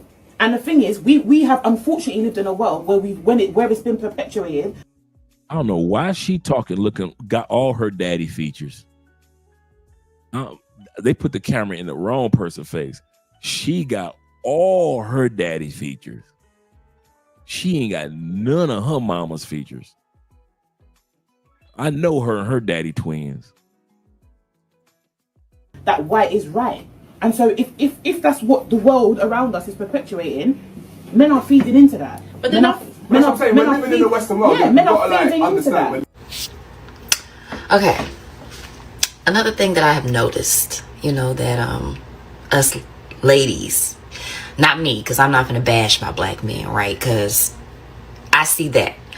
How can y'all say y'all want a man, a good man, if every time I turn around, y'all bashing them, and then y'all do it publicly on social platforms?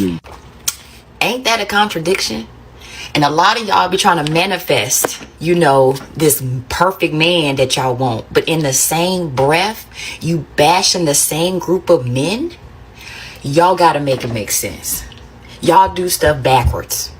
I actually think y'all block y'all blessings sometimes. Because you say one thing and then do something else. Yes, ladies, you do that. I've been watching y'all. Listen, I'm just asking questions, okay? Just asking. A lot of men, black men in particular, are already checked out. They're already on a new path and on a new wave of focusing on themselves, their business. A lot of them are not even prioritizing women and family because of the advice that they have been receiving from older women, right? Because of the advice that a lot of these females today, young women of today, have been receiving from their aunties, from their mamas, sisters, grandmas, you name it, cousins. A lot of men are like, okay, since this is what y'all are being programmed with and indoctrinated with, I'm just going to bow out gracefully. I'm not going to try to change you. I'm not going to ridicule you for it. You live your life, I'm going to live mine, right? And so you have a lot of young women out there, black women in particular out there, that, you know, conduct themselves or carry themselves in a manner to where they're not trying to be in alignment with men. They're not trying to understand where men are coming from. They're not even trying to be wives. They're not trying to do anything revolving around a man, a family, love, commitment, nothing. A lot of us were, again, programmed to place our careers first, right? Place our girlfriends first, the streets first, being wild and free and reckless first. And then once you get ran through, and then once your life is in shambles, then you try to come back and settle down with a man and try to prioritize family. And by that time, you're already used goods. You're already just not something that is ideal for a man to even want to take seriously. Why? Because everybody has had you, right? We talked about that the other day. A lot of these reformed 304s want to come back and pretend like they're wholesome women now. And by that time, it's like, girl, I don't feel exclusive. Men like to feel exclusive with their women. And a lot of y'all, I'm just going to be honest, y'all are ran through and reckless. What's one advice you got for young men in today's society? Be celibate. Yeah. Literally though, like one of the biggest distractions that young men have is women. If you can learn to discipline yourself in that area, I know it's not a popular opinion, right? But if you can learn to discipline yourself in that area for at least a year, you will have no problem building a business. Yeah. I would say when it comes to the passport bro movement, if you could discipline yourself when it comes to these women for at least a year, when you get ready to relocate, your experience will be on another level. Some of you dudes, when you're on vacation mode, have at it, have fun, smash them all. But when you decide to relocate to another country, like I always say, your last year in your old country is going to fly by fast. And your first year in your new country is going to fly by fast. And if you as a relocator, not a vacationer, remember I said a vacationer, do what you want. But if you as a relocator want to have the best experience your first year in a new country, limit your sexual desires in that new country. You ain't got your first year in that new country, you ain't gonna have time to be smashing 23 women like you did when you was on vacation for a month. That's vacation you. Relocation you is busy. You got to get visa work done. You got to get dentist work done for your teeth. You got to set up medical appointments. You got to find you a place on what side of the city you want to really live. You got to sit back and say, okay, who I'm going to keep in my cell phone, who I'm not going to keep in my cell phone. You're networking now. Let's say you're in Colombia, you're taking salsa classes now. You're taking your Spanish lessons now. You are so busy that first year. If you cannot have sexual discipline, you're going to have your ass right back in Canada, scratching your head, wondering why it didn't work out in Brazil. Your first year in your new country, you must have some form of sexual discipline to enjoy the rest of the years in your new country. Now, I know some dudes that say, man, I still got 15 chicks in my phone and I was able to. That's because you still treat your new country like it's a vacation. I'll say that again. I see dudes crash out all the time and treat their new country like a vacation. You want to know why? Because a lot of you guys reach out to my man Professor in the building, and Professor can attest to this. A lot of you guys will reach out to us about getting your visa work done when you know that you stayed over in this country or in another country 5 extra months.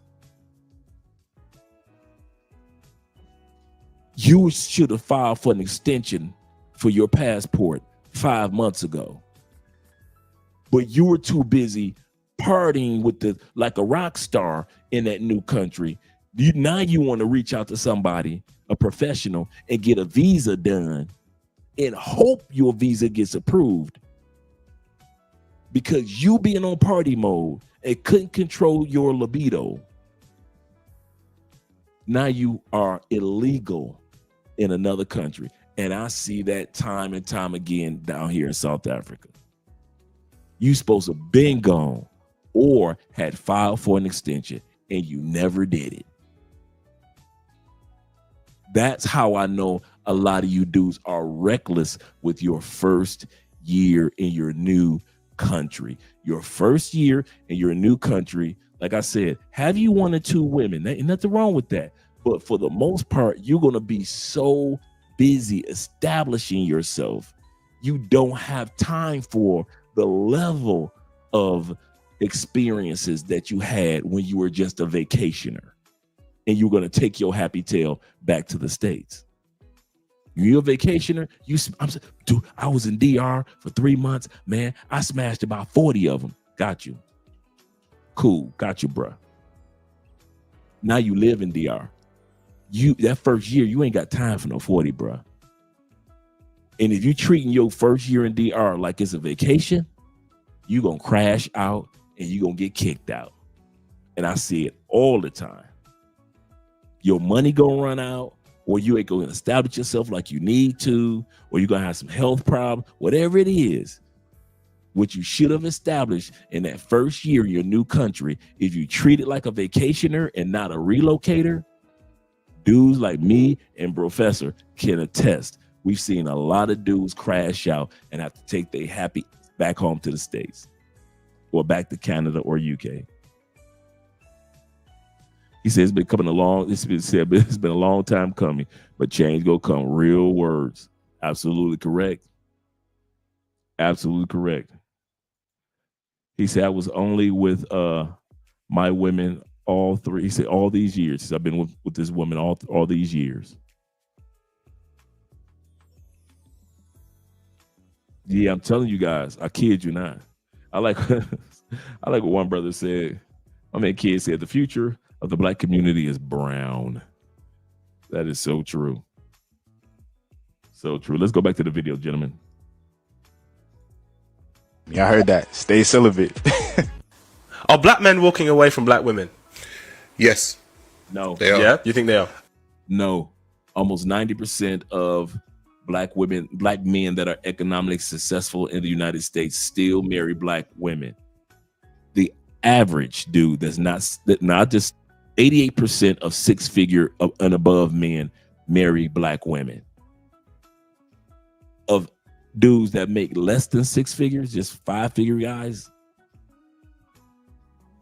it's 87% of black men still. I don't know where this narrative is coming from. This is the crazy part. In the United States, only 11 to 13% of black men are married or in solidified relationships with white women. Of Latin women, it's 3%.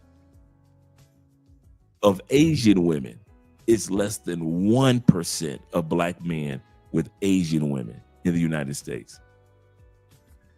And then the other statistics are just for others, Middle Eastern women, so forth and so forth. The numbers are not as high as people trying to sell them. That's why I like dudes like Medium Man that give you the statistics, the actual facts, because that's what we do over here. Yes, only 3% of us are with Latin women. 3%. That's it.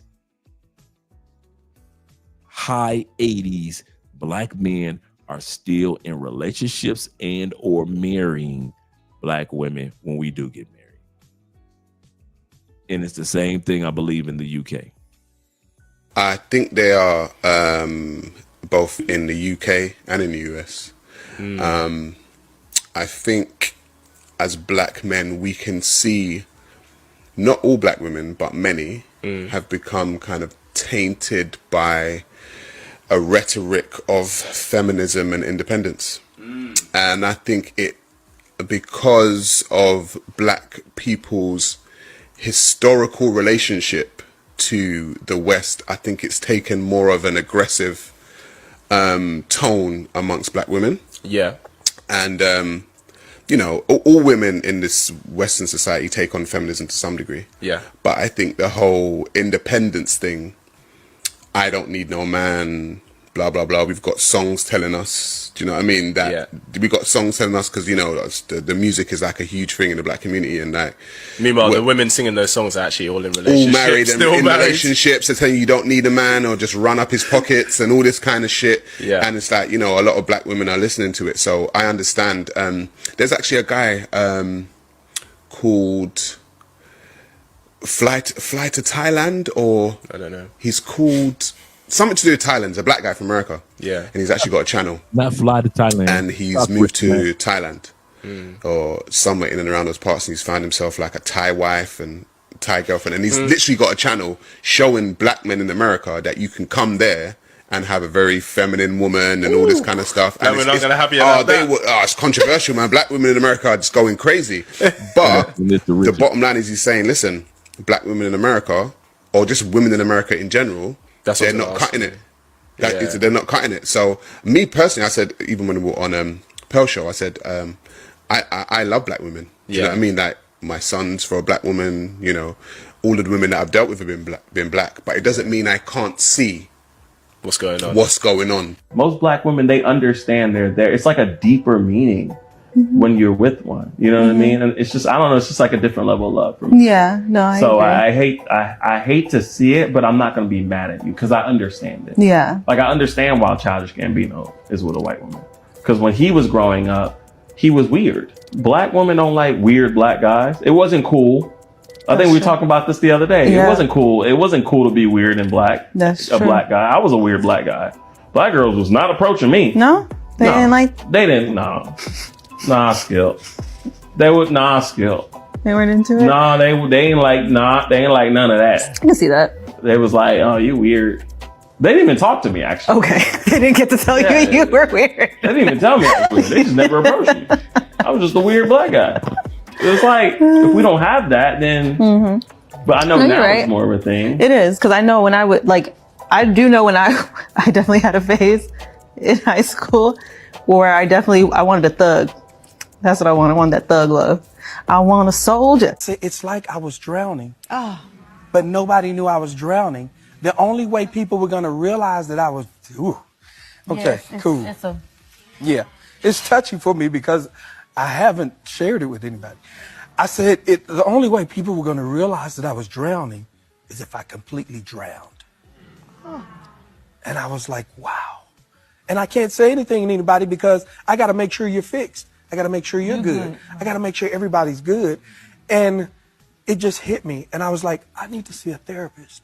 But then I know the stigma for our neighborhood, you know, you don't need to go to no therapist. You ain't going up there and telling nobody your business. Well, especially when you are someone who leads with your faith, people say, well, pray about it. Yeah. Yes. And I did. But that's and not I prayed and I prayed, and when I got up, I still felt miserable. Yeah. So, and like I describe it, I say if I was having a heart attack, they would have taken me to a heart doctor. Yeah. If I had liver problems, they would have taken, I say, so now I'm having some. Look, if you're a highly successful woman, there are two types of men that you should definitely stay away from at all costs. The first you guys are gonna love this one. First one is the man that is just as successful as you or is more successful than you, and he expects for you to be his sidekick. This type of man is going to remove you from your very successful business and be more likely to employ you in his business as a secretary. This type of man sees the value in you. He knows that you're smart. He knows that you're successful. He knows that you're a good problem solver, but he wants to transfer all of that success and all of that know-how and knowledge to his own business. However, he's not going to give you any credit or authority for having all those qualities at all. He's going to lean on you like a CEO, but he's going to treat you like a servant. Then after he gets through transferring everything that you had to his name, after he becomes a big success. She's giving details as if this is personal experience. This is not just Mary J. Blige singing on and Waiting to Exhale. I was your lover and your secretary. 11 years I sacrificed. It ain't like it's Mary J. Blige or Waiting to Exhale. This sounds like she's speaking from personal experience. She giving too many details. He's going to treat you like you didn't exist. After all, he never asked you to do any of that in the first place. He just coerced you to. The second type of man is a man that's going to be less successful than you. He's not making as much money as... Wait a minute. How many women... Who are women supposed to be with? You see how crazy this sounds? Being with the equally successful man, that's problematic. But then she's saying being with the man that is less successful, that's problematic.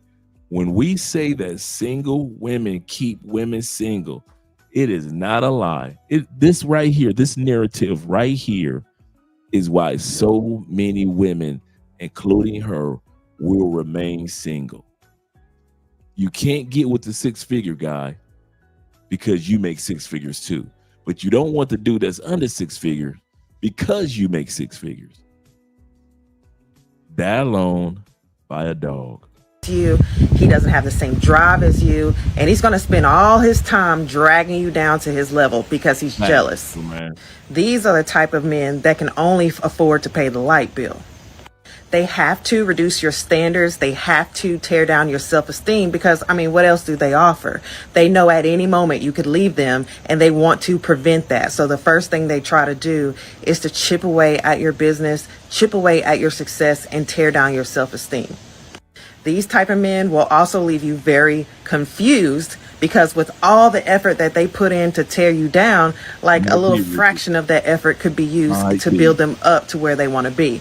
But they'd rather tear you down instead. So make sure you watch out for these two types of men and don't say I didn't warn you first. Hey, how you guys doing? This is LaRon. Hope you're having a wonderful day. June is Men's Mental Health Awareness Month.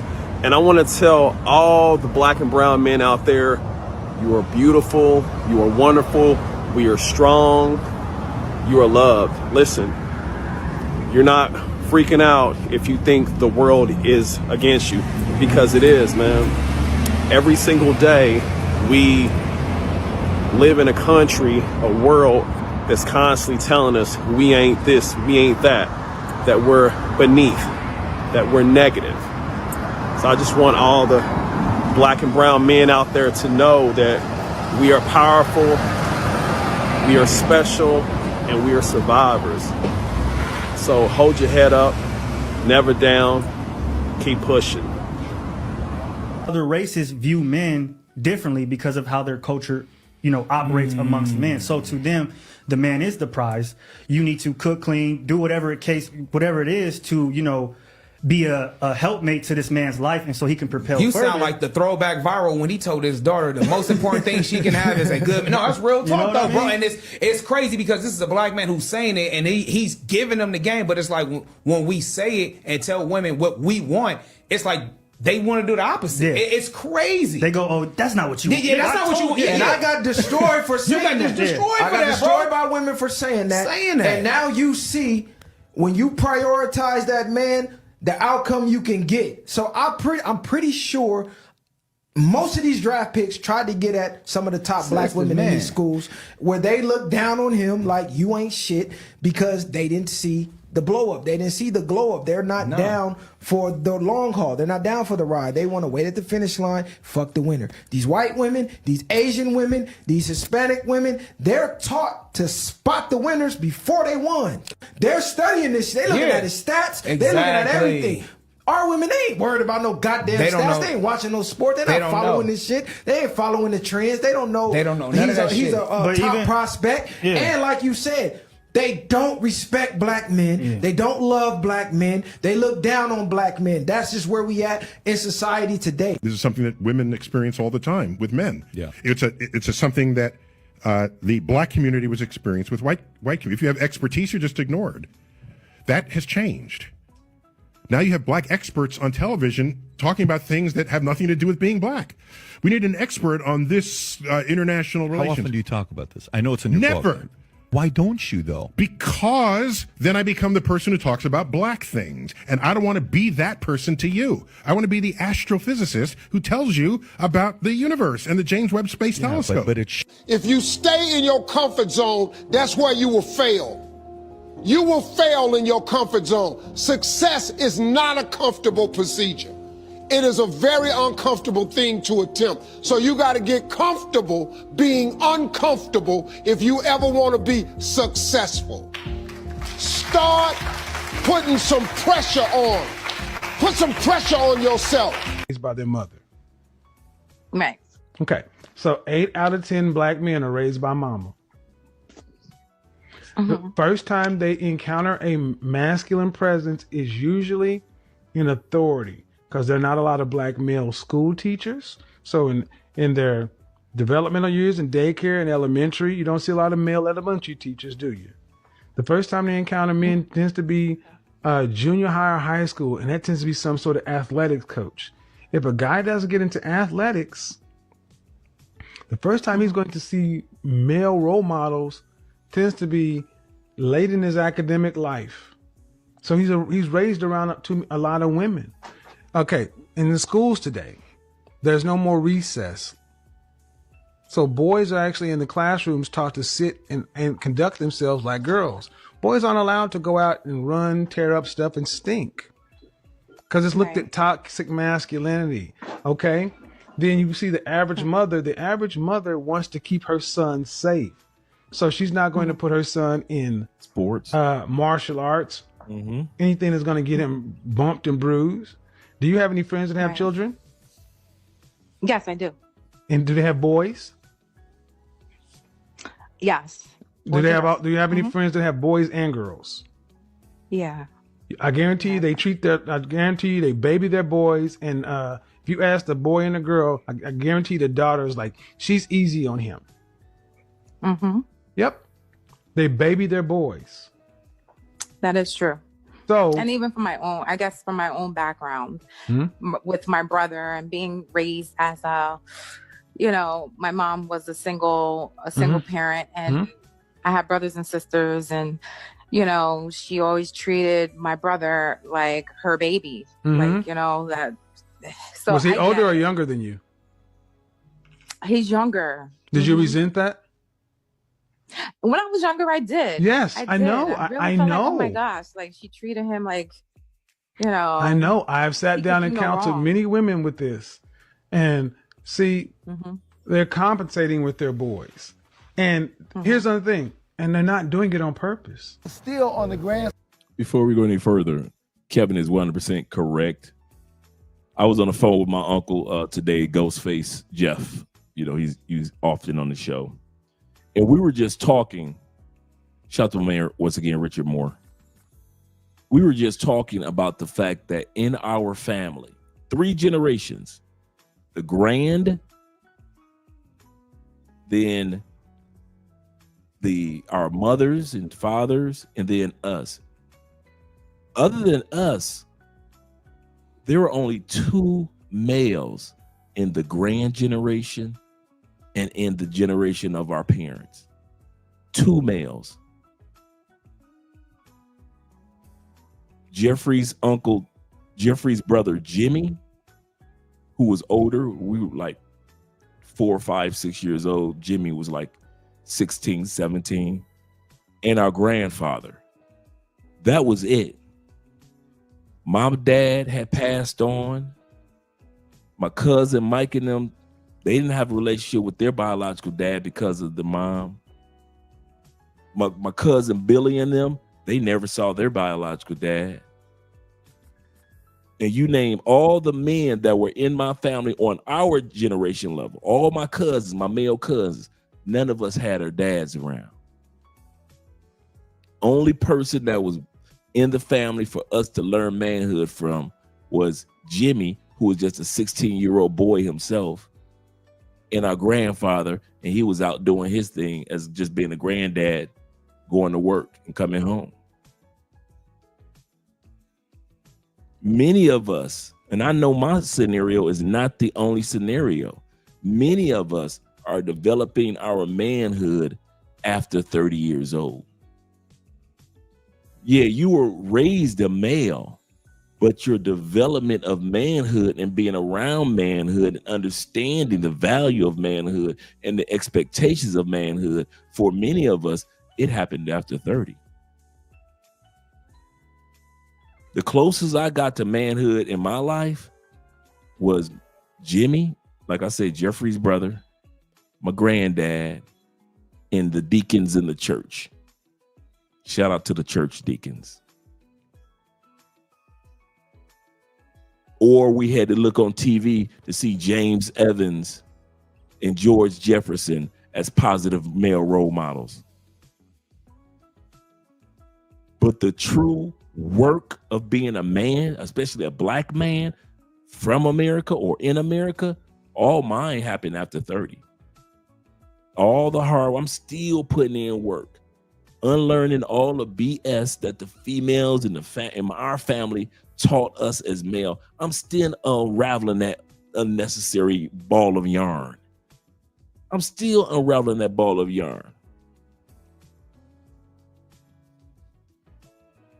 At 58 years old, I'm still learning to walk in the proper way of the development of my manhood. Some dudes still can't walk, will die never being real men, meaning men of discipline, men of control.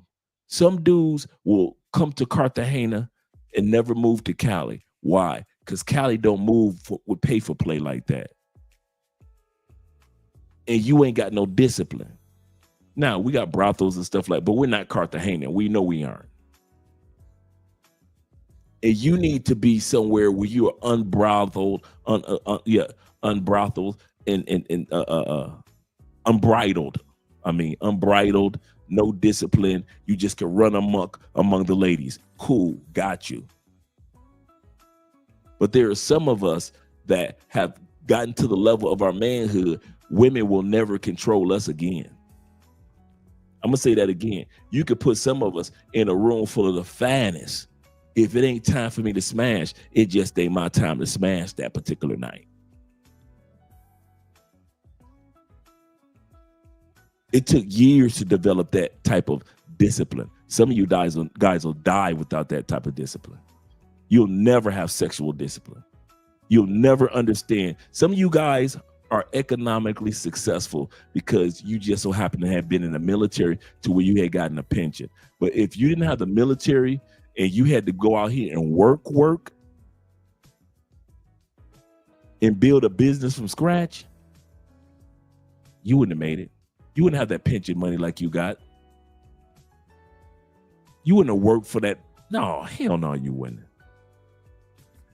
I'm not putting my military brothers down. What I'm saying is that some of us think that we've mastered manhood. And one of the things that you'll realize about manhood, you never master it completely. You'll spend your whole life developing manhood.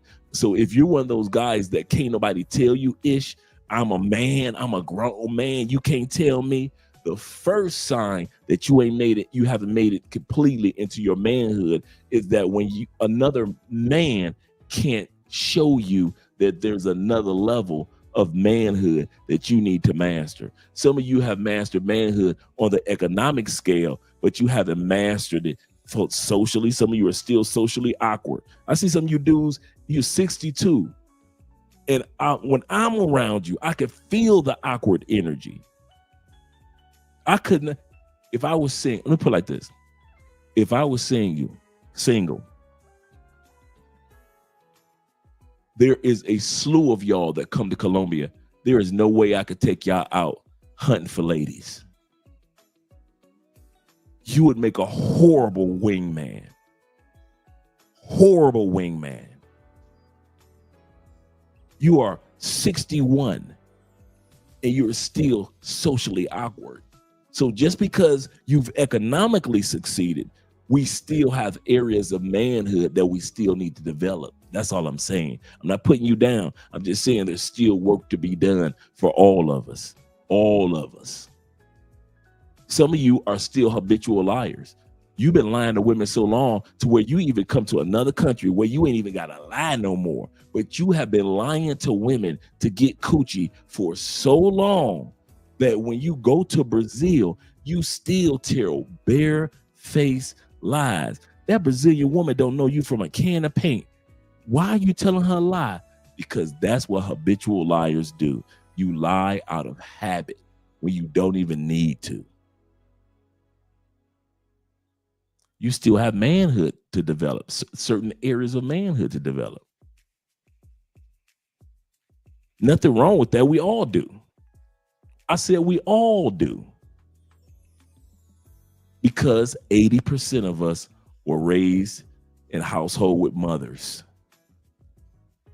and aunties, grandmas, nieces, and sisters. Very few male interactions. Many of us didn't see a male school teacher until we went to the gym. I'll say that again. Many of us didn't see a male school teacher, especially a black male school teacher, until we were of age where we went to the gymnasium as part of our school curriculum. And that was the first time we saw a black school teacher was our gym teacher.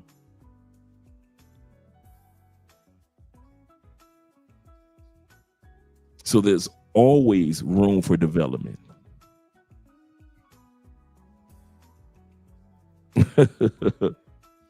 Yeah. That's a great way of putting it. Manhood is a journey. Absolutely correct. You see, some dudes don't understand that the art of the game of being a wingman, and it's a great way to practice your conversation game. Absolutely correct, because when you're the wingman, the pressure of getting a woman ain't even on you. All you got to do is just hold a decent conversation. If you're the wingman, if y'all hit it off, cool. I've been the wingman with for guys that I hit it off better than he did. I smashed and he didn't. I've had times when I was the wingman, he was smashing, I was smashing. I've had times when I was the wingman, I didn't get nothing, but he got something from the other lady. When you're the wingman, you just basically kind of like winging it. But some dudes are so socially awkward. There is no way in the world I could take you to be a wingman if I were single. There is no way. You would not make a good wingman. 5 minutes with you, her girlfriend is saying, girl, are you ready yet? I'm ready to go. Wingman, the last thing you want to hear you should ever let come from a woman's mouth is that she's ready to go. You are the wingman. It's your job to make sure that that never happens. Because when it's my turn to be the wingman, I used to make sure that that female was so entertained with good conversation that she didn't even think about looking at her watch. That's a good wingman. It helps to read the room. That's true too. A lot of guys socially awkward can't read rooms and make quick assessments. They can't do that either. But you're 61, 57, 43, 39. But you make good money, so you think that you've mastered manhood because of your bank account and because of the nice car you have or the duplexes that you own. And you've mastered manhood. Dude, The number one rule of mastering manhood is realize it'll take you the rest of your life to master manhood. Just like my brother said, it's a journey. Absolutely correct. He said, pardon my French, Andre, speaking real shit. As we men got to control ourselves. Dude, when I learned the discipline, learned dick discipline, man, that was freeing. You mean I ain't got to smash them all? No, Dre, you don't have to smash them all. Are you sure? Yes, Dre, you don't have to smash them all, bruh. Grab you a couple, sit your butt down somewhere. That was liberating. That gave me time to, I don't know, create things. Because I wasn't so busy. But I'm going to tell y'all something. One of my areas of manhood growth over the last 6 or 7 years being with Andrea, I've had to learn to interact with beautiful women that I'm not smashing. I'll say that again. For me, since I'm a married man, my interacting with women now is business networking. I've had to learn to, okay, now beautiful women are good for networking. When I was single, beautiful women are good just for smashing. If I say hello to you, that's because you about to get smashed, girl. I don't care if we was in church. I don't care if it was at work. If I said, hello, how you doing? Good morning. That's because you was going to get smashed. But I had to mature in my manhood, not just because I'm married, but because I'm at a stage of life that networking is more important to me than just, even if I was single, than just smashing something. Making connections with people that can help me in the long run is more important to me than, even if I was single, than just smashing some chick. But I had to learn that in my 50s. I had to learn that in my 50s. And some of you guys are going through that right now as well. You're learning that, hey, I ain't got to smash every female I say hi to. No, you mean if I put her in my phone, I could use her for a network? Yes, Andre. What? This was like a new invention to me. Like I could actually have females in my phone that I am not smashing. What world do we live in? For some of you guys, it's always been easy like that. But for many of us, we've had to mature later in life when it comes to how we look at ladies. And some of us never mature. Right. That's how I was. Mind blown. Like, what?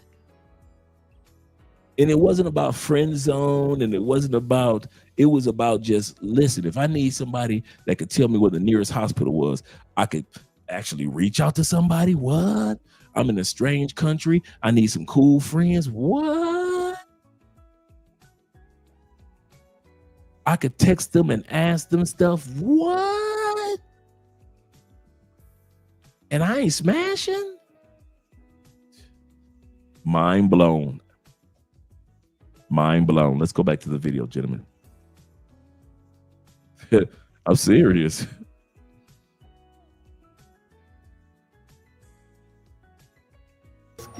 Scheme of things, right? You didn't make your money playing basketball, or football, or anything like that. I get that a lot though. Like, you look kind of like a basketball player, or this person, that person. I'm like, I do something a little bit more boring, but I'm happy with it. Yeah, right. You know? But you didn't make your money as an athlete. You know what I get sometimes? People be like, are you an athlete? Are you an ex-athlete? Are you an actor? Did you win a case? Yeah. The case? You got a case? Case. Yeah, they go there. They go there. Did you win a case? And I'm like, damn, can a brother just be a businessman? Be successful at what he does. Right. Yeah. When you're a black man, black or brown man, and you get to a certain age, nobody care about you no more. Right. Nobody cares. Right. If it ain't your family, nobody in the world cares that you succeed or that you're happy or that you're healthy or you're any of them things, right? So you have to do that yourself. You have to set yourself up. And once I started to see, like, I got to think about my 20-year plan. I got to think, how do I want to retire? When you come from where we come from, you know, evolution is something that people don't really want to see you do. Right. They want right. to see you be like, Right. if you Ice Cube, you need to stay you need right to there. Stay right here. Like that's when people say I miss the old. Like, what do you mean? I'd be like, it's all me. I'd be like, me too, but you won't see him. And people love to compare you to you. And I tell people all the time, they be like, yo, I remember you used to wear 20 chains, but now I got 40 bills. What we talking about? Right. I was thinking about quitting because I wasn't sure if I was okay with the unintended consequences of my success. The fact is, if you're black and successful, that means you're probably finding that your peers and the people around you are starting to look less and less like you. And suddenly you're managing how you're perceived and how said perception might affect your future opportunities. But also you're in negotiation with how you continue to try to relate to the black spaces that you still reside in and how those spaces might perceive you as you constantly go in and out of that space to travail through white spaces. You might wonder, are you being rewarded for your talent and hard work or tokenized for your ability to go along and get along and not rock the boat too much? Is your success the fruit of your labor or the benefits for allowing yourself to be exploited? And most significantly, what are your priorities in that equation? Are you actually still making efforts to represent and speak for the community you came from? Or are you willing to do anything in order to keep your spot? That conflict is at the heart of what defines the idea and concept of being a sellout or Sambo or Uncle Tom or... Have you ever noticed that if you look at pictures of black men, they never smile? They never do.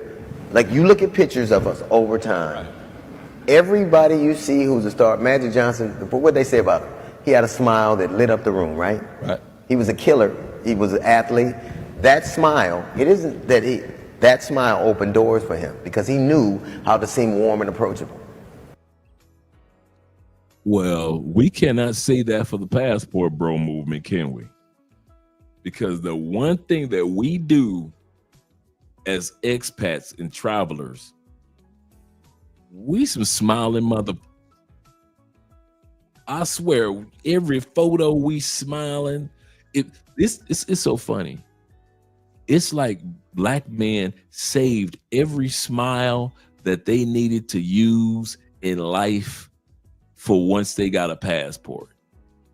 Because once we get to these other countries, man, every photo we smiling. Now, every once in a while, I come across a photo where the dude is not smiling. But I don't care if we're with a group of our boys or you with your lady friend in the Philippines. We are some smile, like you say, cheesing like a mofo. So maybe in the States, we really didn't have a reason to smile. You know, we were so busy focusing on business and, you know, just living life. We never felt like we needed to smile or nobody else in the photo was smiling. So, you know, it's a photo of 10 of us.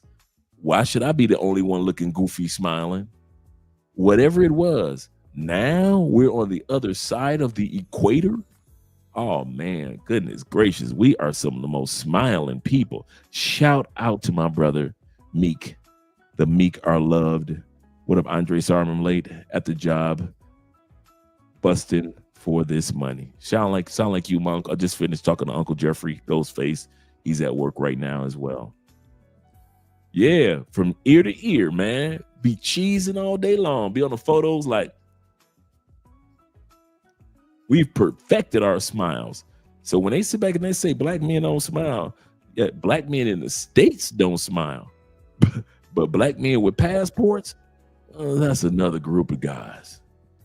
That's another group of guys. He said, no reason to smile in the States right now.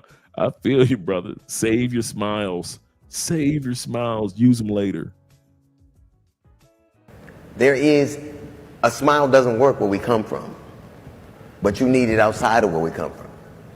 So you know how to dress for success. You have to know how to be affable and approachable for success too. Like people don't want that. I've known some of the greatest, and you know what I'm talking about, some of the greatest comics I've ever seen. And people didn't like to work with them because they were not accessible. And I'm not talking about letting somebody run over you, but I'm talking about being able to look like I can come up to you and say something to you and have a conversation with you that doesn't become something else. Not just dressing for success, you have to learn how to look like you're ready to be. The one thing about women in the corporate environment, they know how to adapt to that environment. We have to learn that too. I don't want to be seen as a successful black man. I want to be seen as a successful man. But I disagree with you there. Our bromance is over. Because the reality of our society is that you are a black man. The thing that makes you different is the thing that inspires so many people who suffer from exactly the kind of thing we highlight on a regular basis. We see on TV, we read about in newspapers, we hear on the radio, and the reality of our society is it is unequal. Yeah. So if as a black man you are successful, you have to be able to lean into the thing that makes you different. If as a woman you are successful, I know some people say, I don't want to be seen as a successful woman, I want to be seen as but you are somebody who can inspire other people in a difficult situation. Do you think we've made any headway? I think it's more important to make headway in our own house. By the time the system comes into play, the damage is done. They're not locking up 7-year-olds. Yeah. You know, I was in Chicago a couple of 3-4 weeks ago, and we saw these little kids on bikes with masks on the side of their head, like 5 or 6 of them. And the driver said, yeah, they're little yummies. I said, who? He said, little yummies. Look up, Google Little Yummy. Little Yummy was an 11-year-old murderer. Wow. And you look at his picture, you'll see the headshot of him, he's like this. And he got murdered at 11 by a 14-year-old. Wow. Who's doing life now, a 16-year-old. Makes no sense. You blame the system? Where was his father? It starts in the house. It starts in the home. And yeah, well, my father got locked up. Well, where was his father? Yeah. 5 hurtful truths of being a black man. Number 1, they don't want to see us win. They rather us work, shut up.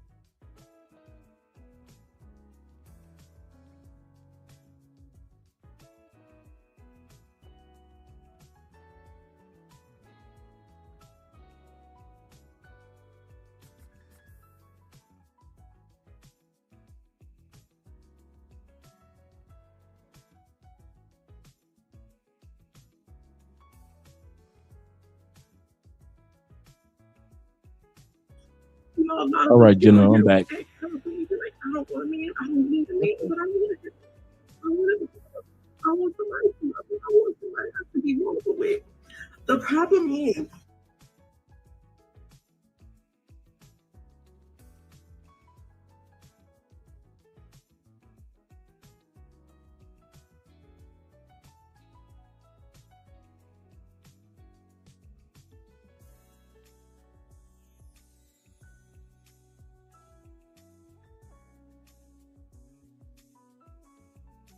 how to fix me. I don't know how to fix it. That's accountability. That's the shit that hurts. It's realizing that, hey, I got some shit with me that I don't know how to fix. And in turn, because I don't know how to fix it, I'm picking up other people around me. This right here is how we connect, ladies. This right here. Now, I get it that a lot of women look at this as a no-no because it does open you up to a lot of criticism. We understand that. No one knows better than a man what it's like to be vulnerable and then get attacked. So I'm not going to attack this woman. As a matter of fact, I'm going Thank to you very praise much, this woman gentlemen, for giving us the opportunity to discuss this properly. In order for us to discuss this, we must look at this through a primal lens, guys. We cannot sit here and take what she said out of context like a lot of guys are going to do, because what she said.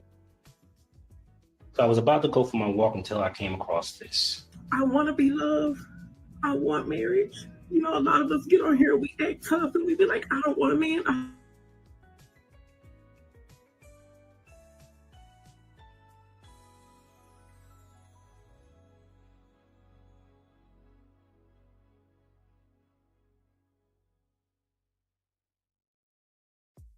Here.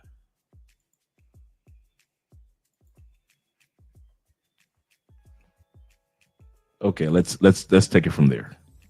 Let's go here. Bada bing, bada boom. Black man from the hood. Most of We're right here. and I was like, Wonderful. We are. When I was younger, I did. Yeah. Look at pictures of us over time, how to adapt to that environment. The damage is done. They're not locking up 7-year-olds. Yeah. You know, I was in Chicago a couple of 3-4 weeks ago, and we saw these little kids on bikes with masks on the side of their head, like 5 or 6 of them. And the driver said, yeah, they're little yummies. I said, who? He said, little yummies. Look up, Google Little Yummy. Little Yummy was an 11-year-old murderer. Wow. And you look at his picture, you'll see the headshot of him, he's like this. And he got murdered at 11 by a 14-year-old. Wow. Who's doing life now, a 16-year-old. Makes no sense. You blame the system? Where was his father? It starts in the house. It starts in the home. And yeah, well, my father got locked up. Well, where was his father? Yeah. 5 hurtful truths of being a black man. Number 1, they don't want to see us win. They rather us work, shut up, and pay bills. Number 2, they emasculate us to keep us controlled. They scared of our power. Number 3, they shun us if we show emotion. But it's okay to cry, and it's okay to say how you feel. Number 4, most of us grew up without fathers, but they shame us for not knowing how to be one. And number 5, the world is on our shoulders, but people expect so much from us as if we're not human. Keep a rich mentality. I knew I would never understand the reality of being a black man. Men grow beards to protect the throat, have hair on their chest to protect the heart, have afros to cushion the head blows. And these things become aesthetically acceptable, if not preferable, but they always have their groundings in survival. My man and I can walk down the street together, and if some guy says something out of the way to me, it's an insult. To him, it could be his life. I can walk away from words and gestures and still be a woman. He cannot and still be a man. So little of a black man's existence relies on his acts. His women, mother, sister, lovers control his life, and generally so irresponsibly. And sometimes black women aren't very nice for a lot of reasons. And sometimes we use our power against him for a lot of reasons. And I think some of the hostility is real and must be related to as such. We're angry and so are they, but it's only when we admit it that we can get anywhere. Just imagine this is in the 70s. This is in the 70s when sisters were putting brothers through hell and high water. In the 70s. I don't think a woman cares where she walks if you let her walk with you. And I don't think a man cares that a woman talks if she'll talk to him. And if we really understand we are born men and women, and it's our choice whether or not we stay that way, I think a lot will change. If now isn't a good time for the truth, I don't see when we're going to get to it, because I don't want my son to be a warrior, or to go to some school where some insensitive teacher asks him why I'm not married, or where some cracker thinks he can run my son down anytime, any kind of way he pleases. We need some happiness in our lives, some hope, some love. As black men, we will say, we don't feel like we can be on our authentic selves because then we get attacked. So I can't show weakness because I don't want to be a mark. I can't show sadness because I'm supposed to be able to handle everything for everybody else. I can't show a level of anxiety and too much stress because then the people around me are going to get stressed out, and then what they going to do. But what's crazy for us is we can't even show good stuff. There are black men in here that know I can't be too happy because this fool gonna think I'm goofy. I can't show that I'm in love because then they gonna think I'm crazy and somebody gonna take me. I can't be overly excited because I gotta act like I've been there before. So when you're suppressing both negative feelings and positive feelings, we have actually said that to be a black man, you gotta be stoic and humanless. And then we get mad when the world treats us inhumanely. And so this is not about us changing the narrative about who black men are. Black men who know black men know that black men are not that. We have to give ourselves permission to be it. This message is for black men. And the message is, it's okay to be a man. It's not toxic to be masculine. There's just a lot of messages being disseminated to weaken you. So just don't be weakened. As a black man, you're going to have to face just a lot of shit, just a lot of unfair shit, a lot of just unbearable shit. And you're going to have to be prepared to stand up against that as a man. It's okay. Of course, it's okay to be vulnerable. It's okay to express emotion. It's okay to cry. Like, you're going to have to face just a lot of shit. So that's okay. But for this next leg of our journey, we're going to need you to be strong, to be unafraid, to walk in your power. We need you. There's going to come a time when you need to summon your masculine energy, the energy that makes you invincible, that makes you unstoppable. And you can't do that if you're constantly suppressing it. So don't suppress it. And for Christ's sakes, do some push-ups. Your boobs are getting bigger than mine. They're jiggling and everything. Please, push-ups, okay? Hey, black man. Hey. So I just wanted to come on here this morning and tell you this. You are going to be okay. You're going to be okay. I know you don't feel like you're going to be okay.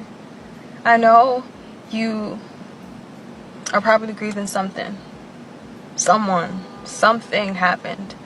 But I promise you this, you are going to be okay, because I will not let you not be okay. But you have to do this one thing for me. Keep your head up. Keep your head up, because I know it's hard. I know it's hard. But you gonna be okay. You are gonna be okay, my black man. And always remember this. I love you, and I'm rooting for you. I don't want to see anything but for you to succeed. You got this. So as you can see, that there are those that are on your team, on our team, as men of color, and that there are many that aren't on our team. But it doesn't matter. As long as we got each other to watch each other's backs. Shout out to my brother Meek. He says, Mark 3:27. No man can enter into a man's house and spoil his goods except he will first bind the strong man. He's saying then he will spoil his house. That's the way they put black fathers, and that's why they put black fathers in jail. You gotta bind the strong man. You gotta put limitations on the strong man. You gotta mess with the mentality and the mindset of the strong man. You mess with the strong man, you can bind the house.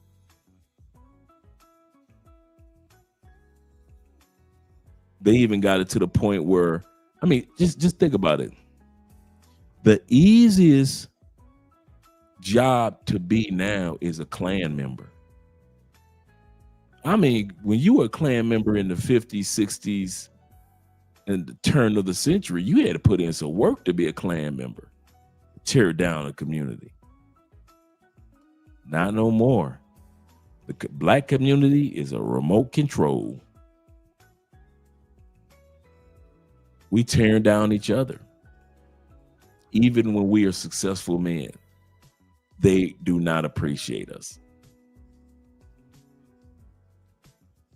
We go through mental health issues just like anybody else. They don't care. So it's our job to make sure that we get the help that we need. And it's our job to celebrate and appreciate each other, because the world won't. The world won't. But we're going to end this stream right now. I'll be seeing you guys mañana. Let me get ready to do the outro for you, gentlemen. Give you a couple of outros. Appreciate you guys. Really do. My brother said, my Esco said this. He said, you hear so much negative stuff from black women until you can't even take their positive stuff seriously. That's a good point. Man, that's a good point. Bars. Bars. Let's roll out.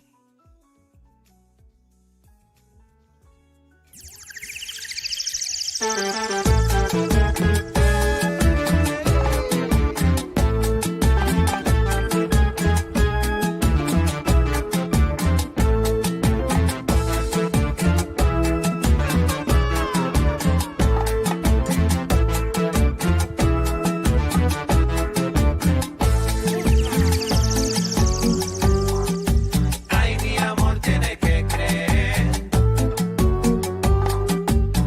que tu pena te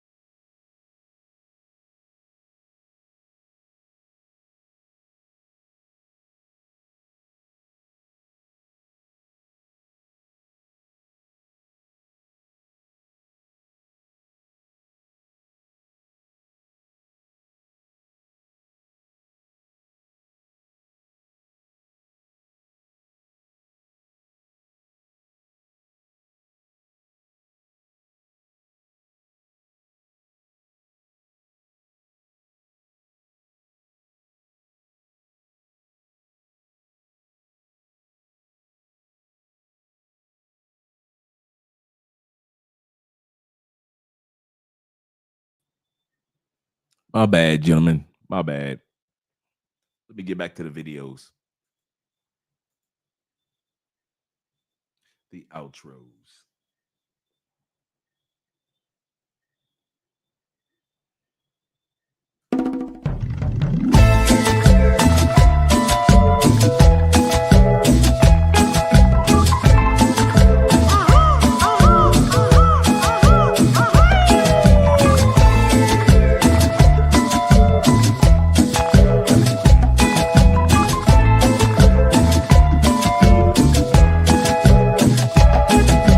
Viene de allá abajo del otro lado del charco, cancha de tierra, sudor, esfuerzo y trabajo, madre de humildes, de poco descanso, reina de la noche, bulla, festejo y relajo.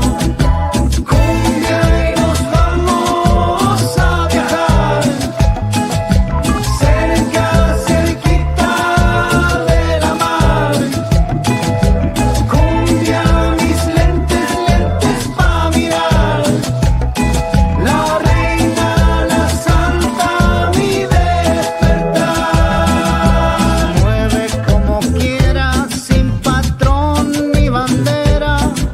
No conoce fronteras, hasta el más fino la espera. Simpleza y cadencia tiene al mundo alborotado.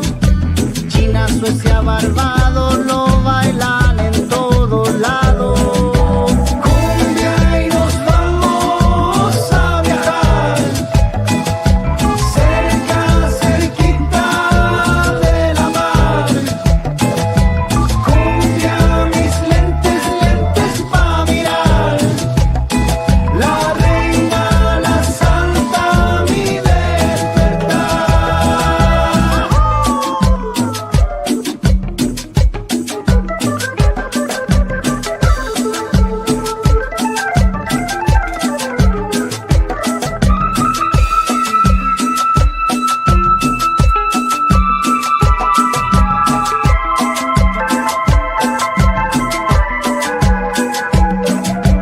Cumbia y nos vamos a viajar, y nos vamos a viajar cerca, cerquita de la mar, de la cordillera al mar. Cumbia, mis lentes, lentes pa' mirar, mi manera de mirar. La reina, la santa, mi despertar.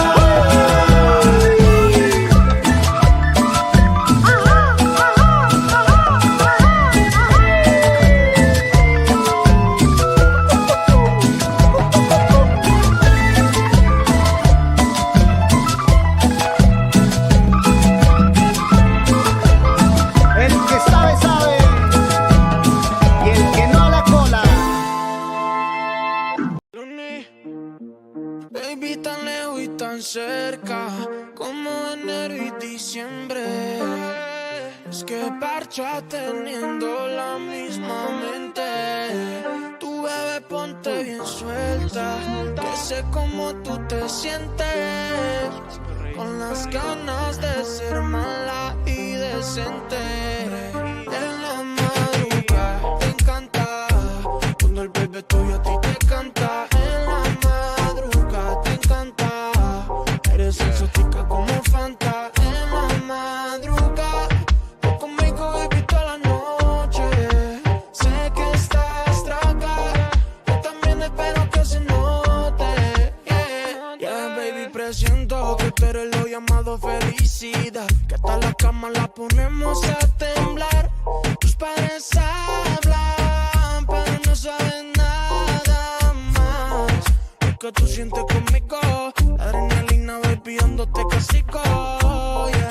Y pues, baby, pa' que sigo, si no escuchan lo que digo, es de nosotros saber cómo va, mi amor, tocándonos y sernos de la madrugada. Te encanta, cuando el bebé tuyo a ti te canta. En la madrugada te encanta, eres exótica como Fanta. En la madrugada, tú conmigo baby toda la noche. Sé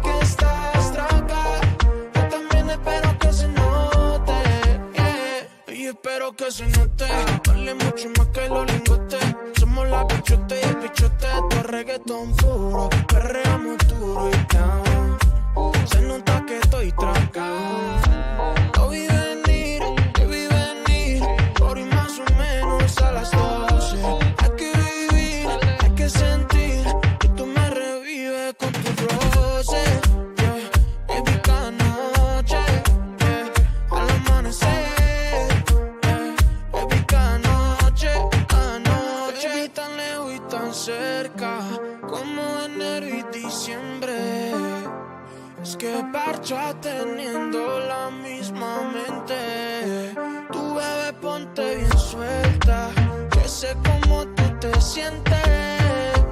Con las ganas de ser mala y decente. En la madrugada te encanta, cuando el bebé tuyo a ti te canta. En la madrugada te encanta, eres exótica como Fanta.